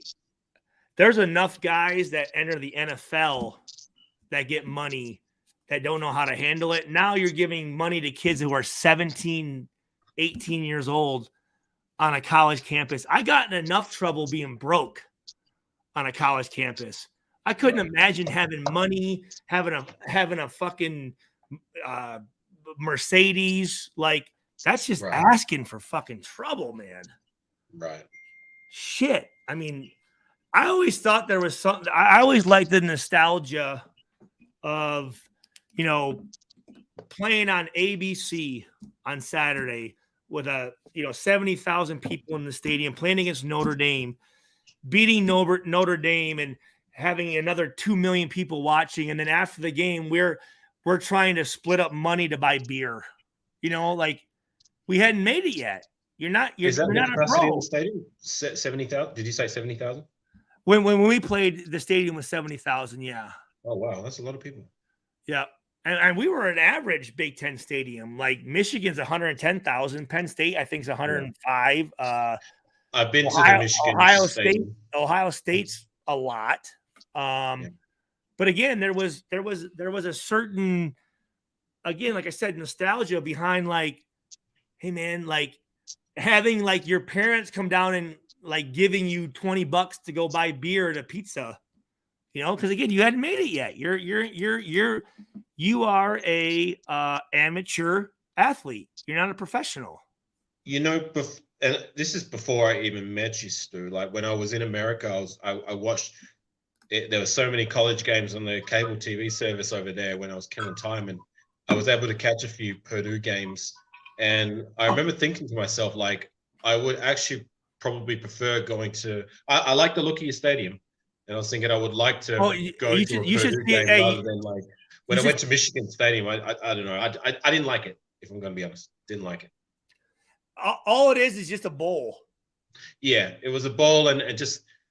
It's not loud. It's not loud either. I didn't have fun. I actually left at halftime when I went. I watched them play Ohio State, and I left at halftime. It's not loud either at all because the noise goes right up out the top of the stadium. Right. You should see Purdue Stadium now, man. It used to be a U and then like a center thing, but they actually this past year they connected it, and then they added Joe Tiller, who was the coach that I had, who was a phenomenal coach. I owe a lot to the Tiller Tunnel. And that's like, it's a new tunnel where the players come out, and it's really fucking cool, man. Really cool. Maybe one day, my friend, you'll be able to show me a game. Well, yeah, absolutely, dude. I mean, dude, if you ever come over here, dude, you know, pick a weekend to where we can go to a Purdue game, and then, you know, again, like this year, the Raiders are playing the Bears, which is an hour and a half away. And they're also playing Detroit, which, you know, it's like 4 hours away, but that's my home state. So, like, right. I mean, maybe one day, you know, when the Raiders play the Bears, like I couldn't go back to Michigan for, you know, my personal reasons, right? Yeah.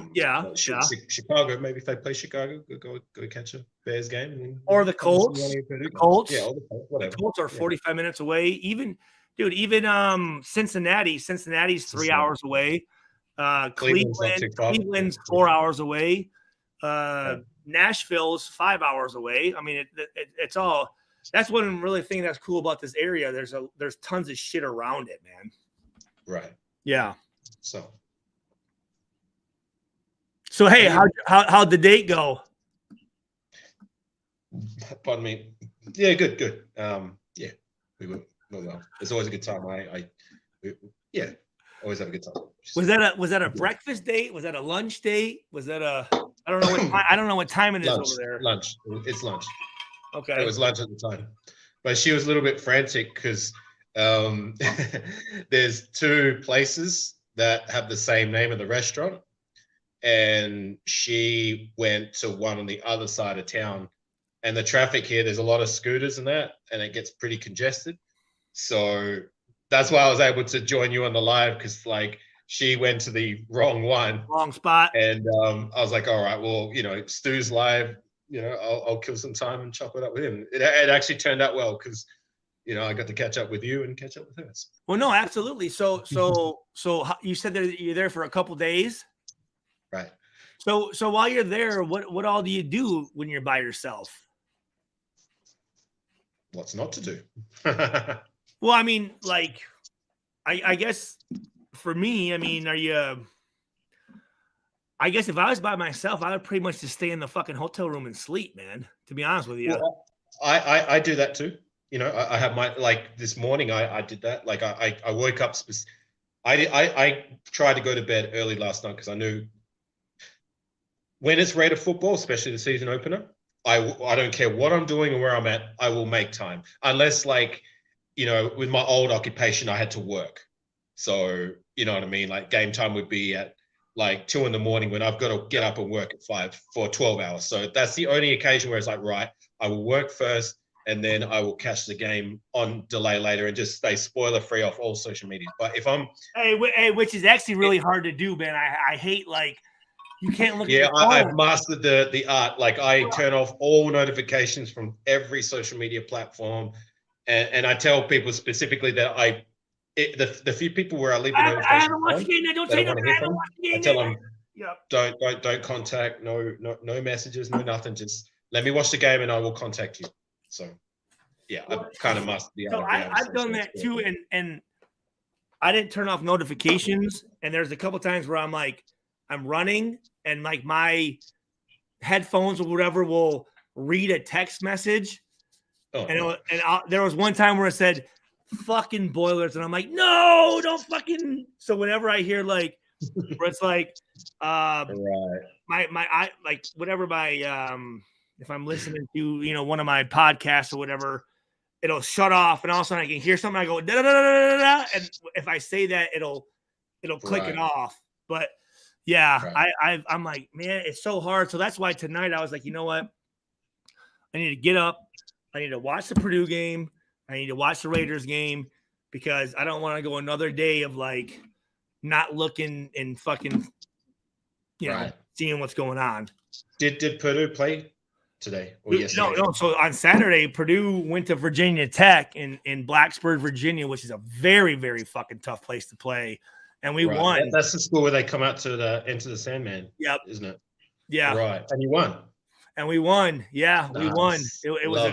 We won 23-17, and it was a good win because last week we ended up losing to Fresno State.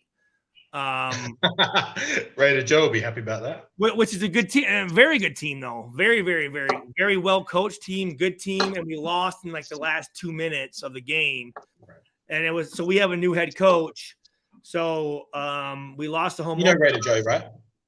Yeah, absolutely. Yeah. Yeah. He actually was at the Fresno State game just yesterday.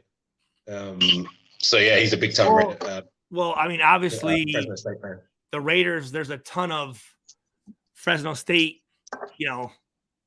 Right.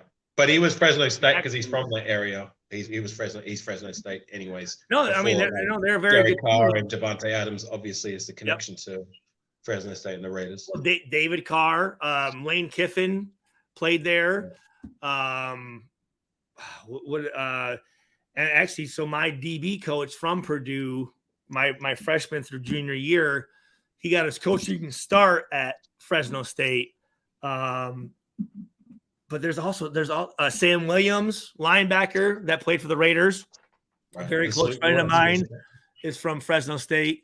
So it was a good game, and then them going to play on the road, and there was actually a rain delay for like 2 hours, and we went up 17-0, and then the rain delay came, and then they came back, and it was 17-17 at halftime, and then we ended up winning 23-17. So it was a really, really, really good game, and there's a kid there. I'm going to say this, Dylan Thieneman, number 31, who his two older brothers played safety at Purdue, but they were walk-ons. And this kid, he's about 6'2", 210 freshman. Against Fresno State, he had 10 tackles and an interception. And then against Virginia Tech, he probably had another 10 tackles and another interception. So really good player. And I'm a little worried about my interception record at Purdue right now.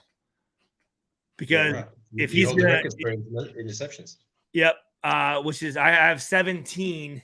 The previous record was held by Rod Woodson, who had 11.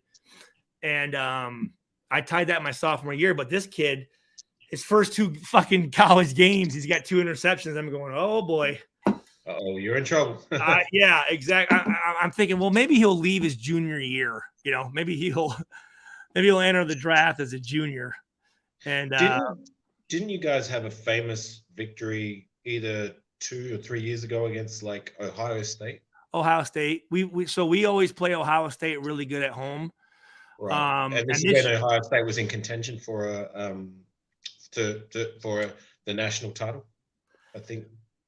So I think they were undefeated. You guys beat them. So my junior year at Purdue, when Ohio State won the national championship with Craig Krenzel, remember Maurice Claret, and well, this would have been actually. Well, this might have been before you started watching football, though.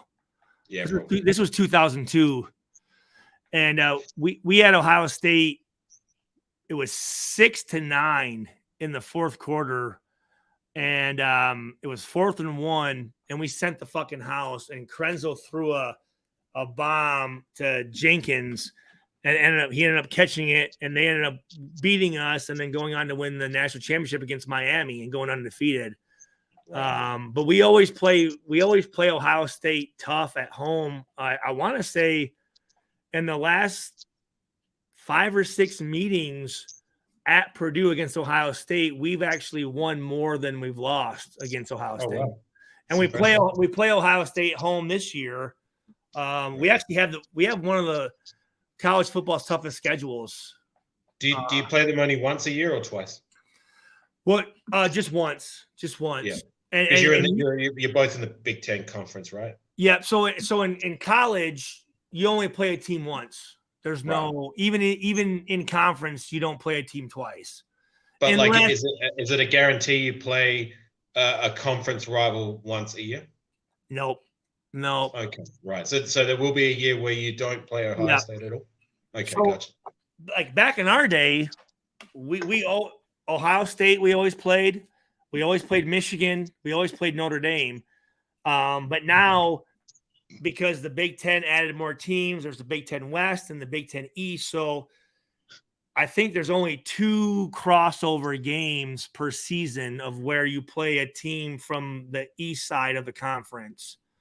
And then, so we had 3 trophy games. We had the Cannon against Illinois. We had the Old Oak Bucket against Indiana, which is one of college football's longest rivalries. I think we've played the last 118 years against each other. And then we used to play Notre Dame, the Shillelagh. But then, like about 6 years ago, Notre Dame, they took them off the schedule, but we do play them next year. And they're an in-state rival. They're in South Bend, Indiana. What's their division now? They only recently joined the conference, didn't they? Well, they've been a part of the Big East in basketball. Right. But I don't think in football have they joined a conference. I think they're still independent. Might have to ask the chat. I thought that I heard. Yeah, do you guys know if Notre Dame? I think they're still independent. There's talk of them joining. So you know that next year, the 2024 season, UCLA and USC are joining the Big Ten. Okay. Which is going to be fucking awesome. Charles says the ACC. ACC. Okay. Right. Which is like Miami, Virginia Tech, Virginia, Duke. So SEC has the reputation for being the strongest division. Then you got Big Ten and then ACC, right? Or Big 12 or Big 12, okay. Pac-12. Pac-12 is a very good conference too. But eventually it's going to be, I think it's going to be 2 conferences in college football, and it's going to be basically pro football. There's going to be free agency, which you already see already. So for instance, like this kid, Dylan Thieneman for us, who is obviously, kicking ass as a true freshman. All of a sudden now, let's say Alabama gets a hold of him and says, "Hey, Dylan, come to Alabama and we'll guarantee you $1 million." And all of a sudden he'll transfer to, which I don't think he will because his brothers went here, but small market teams have a kid that comes out of nowhere. And also now these other conferences, UCLA, hey, come play for UCLA. We'll give you we'll give you $1 million. Right. Which I think is bullshit. It's these kids are going to follow the money because they might not get a chance they might not get a chance to see that money as a pro. You know. Yeah. Yeah. Why wouldn't you? Which I don't think a kid should have to make that decision at that age. And people might say that, well, universities, they make all this money off these kids and stuff, but that's part of you go to these universities to get noticed and then to get signed by the NFL. These universities are giving you a scholarship, which you work for. I mean, you have to keep up your education. Plus, really for football, you're putting in another 100 hours a week. So it's not like it's free. It's not, they're not giving you a free education. I mean, you're working for it by playing football. But you still haven't made it yet. I mean, but now, I mean, again, do these kids really fucking give a fuck if they're making $1 million and they signed a deal with fucking Maserati of LA? I mean, they're making more than coaches, some of these kids. Yeah. And they haven't done shit. I mean, for instance, for us, the basketball team, who won the Big Ten last year, were ranked number 1 in the country, won the Big Ten conference, won the Big Ten tournament, and they go into the NCAA tournament and they lose to the fucking 16th seed. But shit, our star player's making fucking $855,000 and he's getting beat. And I'm like, fuck this guy. You know what I mean? Like, does he really give a shit if they lose? I don't know if he does. Right. Because back in the day, if you lost, it's like, oh shit, that might hurt my draft status. And that draft status is what's going to get me paid. Well, if they're getting paid already, doesn't matter. I mean, for guys like me and you, we have integrity. So yeah, we're still going to fucking play hard. It's still going to mean something. But these kids nowadays, they're just trying to get paid, man. But at the end of the day, I guess that's you obviously want to play for football is your life, you know what I mean? Like for the passion of the sport, but also like if you can turn it into something that you can get paid for, then right. I don't know if these guys nowadays, though, off Acacia, are playing for the passion for the sport. I don't think they give a shit about the history of a team. I don't think they give a shit about the history of a number they're wearing. I don't think most of these guys even care if they lose the game. I mean, what do you think? I don't know if I can comment on that because I don't watch too much college football. Like I watch it. No. Fuck college. Fuck college. I'm saying with the Raiders. Oh, with the Raiders. I mean, I'd like to think that there's that just about every player. I mean, there's going to be certain players that just don't really care about it, but would go out of it. Once they're a Raiders, like right, let get to know the team, the history, the take some pride in the jersey and the number. Like if you're given a certain number that's represented by greatness, like for example, you rock number 30. If someone else rocks number 30, it's like, right, this is a number that's been held by the likes of Stu Swaggart or whoever else. Oh, well, no. I think Jalen Rashad shared your number as well. No, I appreciate the thought process on that one, but there's no way anyone's wearing 30 going, I know Stewart wore this, but I'm saying like number 24, for instance. Like, yeah, I was just giving an example. So. No, I appreciate that very much. I'm just being honest with you. They would have no fucking clue. But the other two people I know rocked your number was you and Jalen Rashad. I don't know anyone else. Well, so they did come out with the best players to wear numbers, and I was number 2 behind Van Egan, who was like a running back in like the maybe 70s. Is that those IG posts with the countdown? And, yeah, and I had your name. Yeah, I remember you got. Yeah. you got tagged in it, and I commented on it. Yeah. Van Egan was 30, but I don't think these guys. Hey, you know what? I didn't lose the game. I didn't win the game. It's not my fault. You know what I'm saying? Like that's how I think it. Obviously not today. I mean, we won, so when you win, everything's good. I mean, that covers up a lot of shit, which is good, but it catches up to you when it catches up to you, right? I mean, we're going into Buffalo next week. That's going to be a tough fucking game, man. Yeah, right. It's going to be another away game, right? What's that? It's another away game. Yeah, another away game. Yeah. I mean, you see how the NFL's trying to fuck us every chance they can. to start off in Denver and then go to Buffalo. Like, Well, let's They're not we're not like making it. Mad Max, you know, the Road Warrior. Yeah, Road well, Warriors. and also too, look at our preseason. We only had one home. We've had one home game, and we played. Let's see, this will be 3 away games with another four road games with only one home game. Right. Do we have any international games this year? I don't know on that. I don't think so. Because as much as I like to see them playing in the likes of England and Mexico, I really enjoy watching them play in Mexico because there's a large Latino-based Raider community. It just sucks for the team, like from a body clock perspective, having to travel international and play these games year in and year out. So here you go. So we go to Buffalo next week, and then our first regular season home game against the Steelers. And then we're on the road against the Chargers. And then we have the Packers at home. And then we have New England at home. And then we're at Chicago. And then that Monday night game against, so we go to Chicago and then we go to Detroit, that Monday night game on the 30th. And then we have the Giants at home. And then the Jets at home. And then we're in Miami. And then Kansas City at home, Minnesota at home, Chargers at home, and Sounds then like we're pretty good at the the back end. Chiefs. Oh, shit. We're at the Colts. I didn't know that. That's You gonna go? 45. That's 45 minutes from my house. You should go.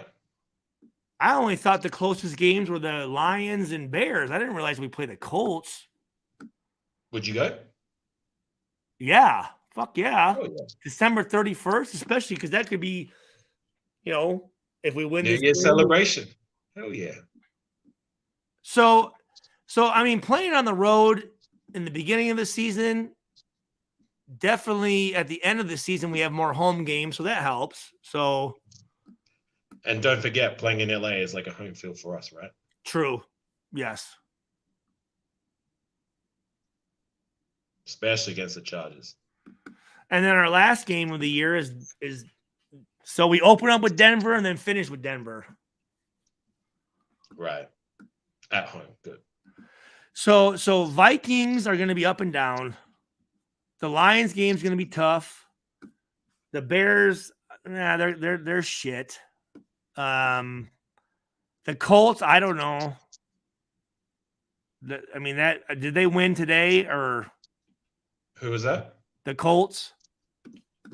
I don't know. I don't think they're a very good team, though, from my understanding. Well, I know their running back, who was Jonathan Taylor from Wisconsin, a great running back. He's not. Yeah, he's a good player, but I think outside of him, I don't think. No, but I don't think they've signed him or. Right. He's like holding out, and then Richardson, their quarterback. I don't know how. Yeah, he wasn't too impressive in preseason. He still needs time. So let me see the Colts. They played Colts. Wait. So the Jaguars beat them today 31-21. Right. And the coming from the AFC, the Jaguars are going to be really good, dude. Yeah, Jaguars are a pretty good team at the moment. I mean, that quarterback is a fucking stud. Trevor Lawrence. Yeah. Yeah, so here you go. Yeah, Raiders always play tough in Detroit. Well, I was thinking the last time they played. Yeah, so Jonathan Taylor's asking for a trade. So he's not even playing. So here you go. Yeah, so they're saying Jets, Miami, and KC are going to be tough. Right. Yeah, Jets are a team on the come up. Miami's a decent team, and KC, well, it's. I'm still in wait and see. They lost their first game, and it's very pleasing to see. But for me, it's still a case of it's still KC's division until we take it from, or somebody else from the AFC West takes it from. Out of the three other teams, Kansas City gives me the most. I'd say that'd be the hardest team. Right. Did the Chargers win? I think they lost today, but I mean, being that, well, look, the Chargers are in the middle of a dynasty. I mean, they've won 2 Super Bowls. They've made how many playoff appearances in the last 5 to 6 No, years? You know yeah, what I mean? So, the Chargers lost to the Dolphins. right. And the Chargers are a pretty good team as well. Well, Justin Herbert is a fucking stud. Right. And their edge rushers are good. Yeah. Yeah, Well, those are there was talk. Was that talk serious about fucking Bosa, like coming to the Raiders at all, or is that just bullshit? Yeah. I never really pay any mind to these hypothetical trade scenarios until they actually turn out. So I don't think so. Holy shit. Look at this. Trevor Lawrence threw 4 picks and half. Broke a record he threw 4 picks and a half today?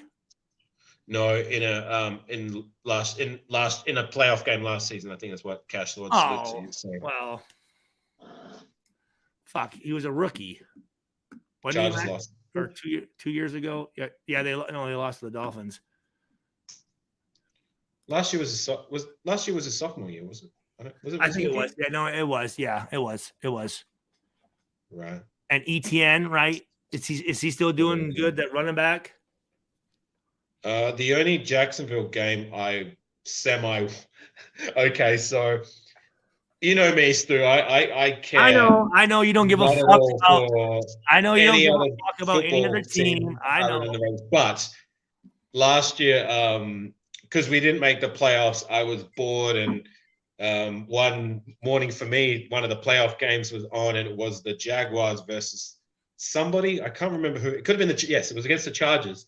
And I put a cheeky little bet on the Jaguars to win because obviously I don't I don't want to root for a division rival. I don't care what or who they're playing. I'm going to root for the other team.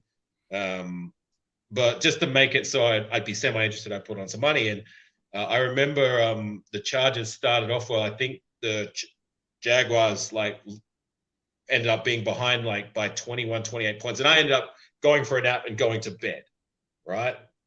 And I thought the game was done and dusted. I was, thinking that I'd wake up and I'd see they got blown out at the end of the game. And then I turned on my phone just to check the score. And before I get to the score, I saw these IG posts saying that the Jaguars had just made a huge comeback and ended up winning the game. Oh, sweet. Yes. So that's why okay, yeah, all right, that makes sense. Yeah. Oh no, dude, absolutely, Cash, dude. Of course, I fucking want Jimmy over Trevor Lawrence. I mean, I'm just saying Trevor Lawrence is a tough fucking. He's a good quarterback. Yeah. Well, Trevor Lawrence has only been in the league 2 years. Yeah, you know what I mean, Jimmy G. He's a savvy vet by now. He's been in the league as long as Derek Carr. So as it stands, that might be true, but Trevor Lawrence still has the upside to be great. Yeah, but is Von Miller still? I mean, he's still a threat. Is he still a threat? I think he's on the Chandler Jones kind of tier of players at the moment. At one point was great, but I don't know if I don't think he's even half got to the be guy in his at least plus 10 years, right? I mean, yeah. There was at one point that him and Khalil Mack were the MVPs of the league. It was a conversation between who was better between those two. Now it's and Von Miller has been in the league longer. You know what I mean? With that kind of tread on the wheels, so to say, is going to come a dip in performance. I mean, you saw what happened with Chandler Jones last year, unfortunately. Well, yeah. Let me see here. So Von Miller, okay. He is in. Well, I guess it's not that long then. I mean, he was a rookie in 2011. So what? 13 years. That's a while, Stu. That's a while. Well, I mean, I feel like I guess I've just heard his name forever. Yeah. But 13 years in the NFL is a long time. No. I'm not downplaying that at all. again, I just for whatever reason, I feel like he's been in the league for like fucking 100 years. Forever, right? So in 2020, he didn't even play. And then 2021, he got traded to the Rams, and then now he's with Buffalo. But okay, all right. He's played 161 games, 561 tackles. He's a Hall of Famer. Fuck, he's got 100. Holy shit. He's got 123 and a half sacks. Yeah, like I said, and I don't throw this out lightly. For me, Von Miller's a Hall of Fame.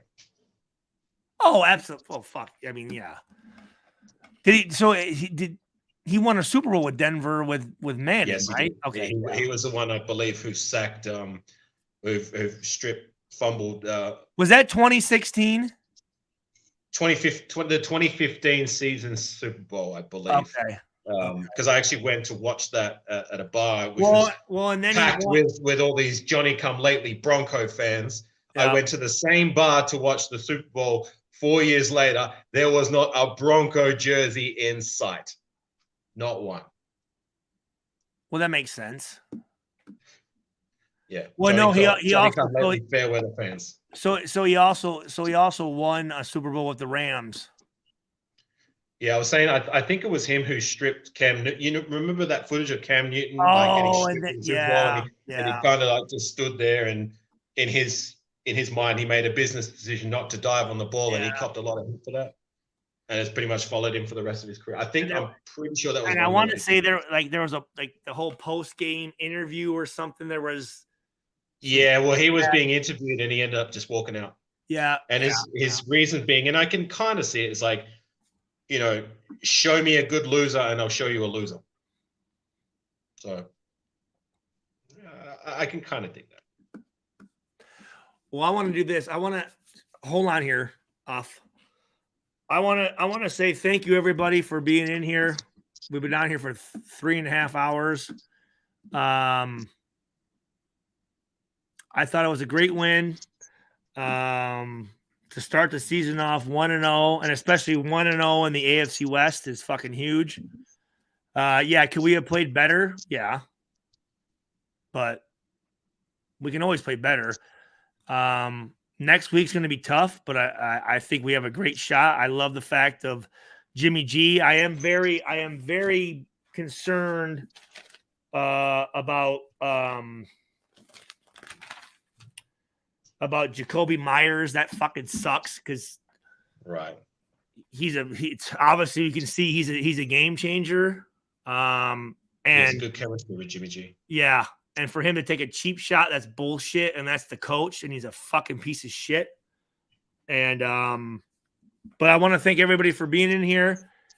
And we will be back after the Bills game. So stay on here, Afakasi. Love you guys. Thank you so much for the support.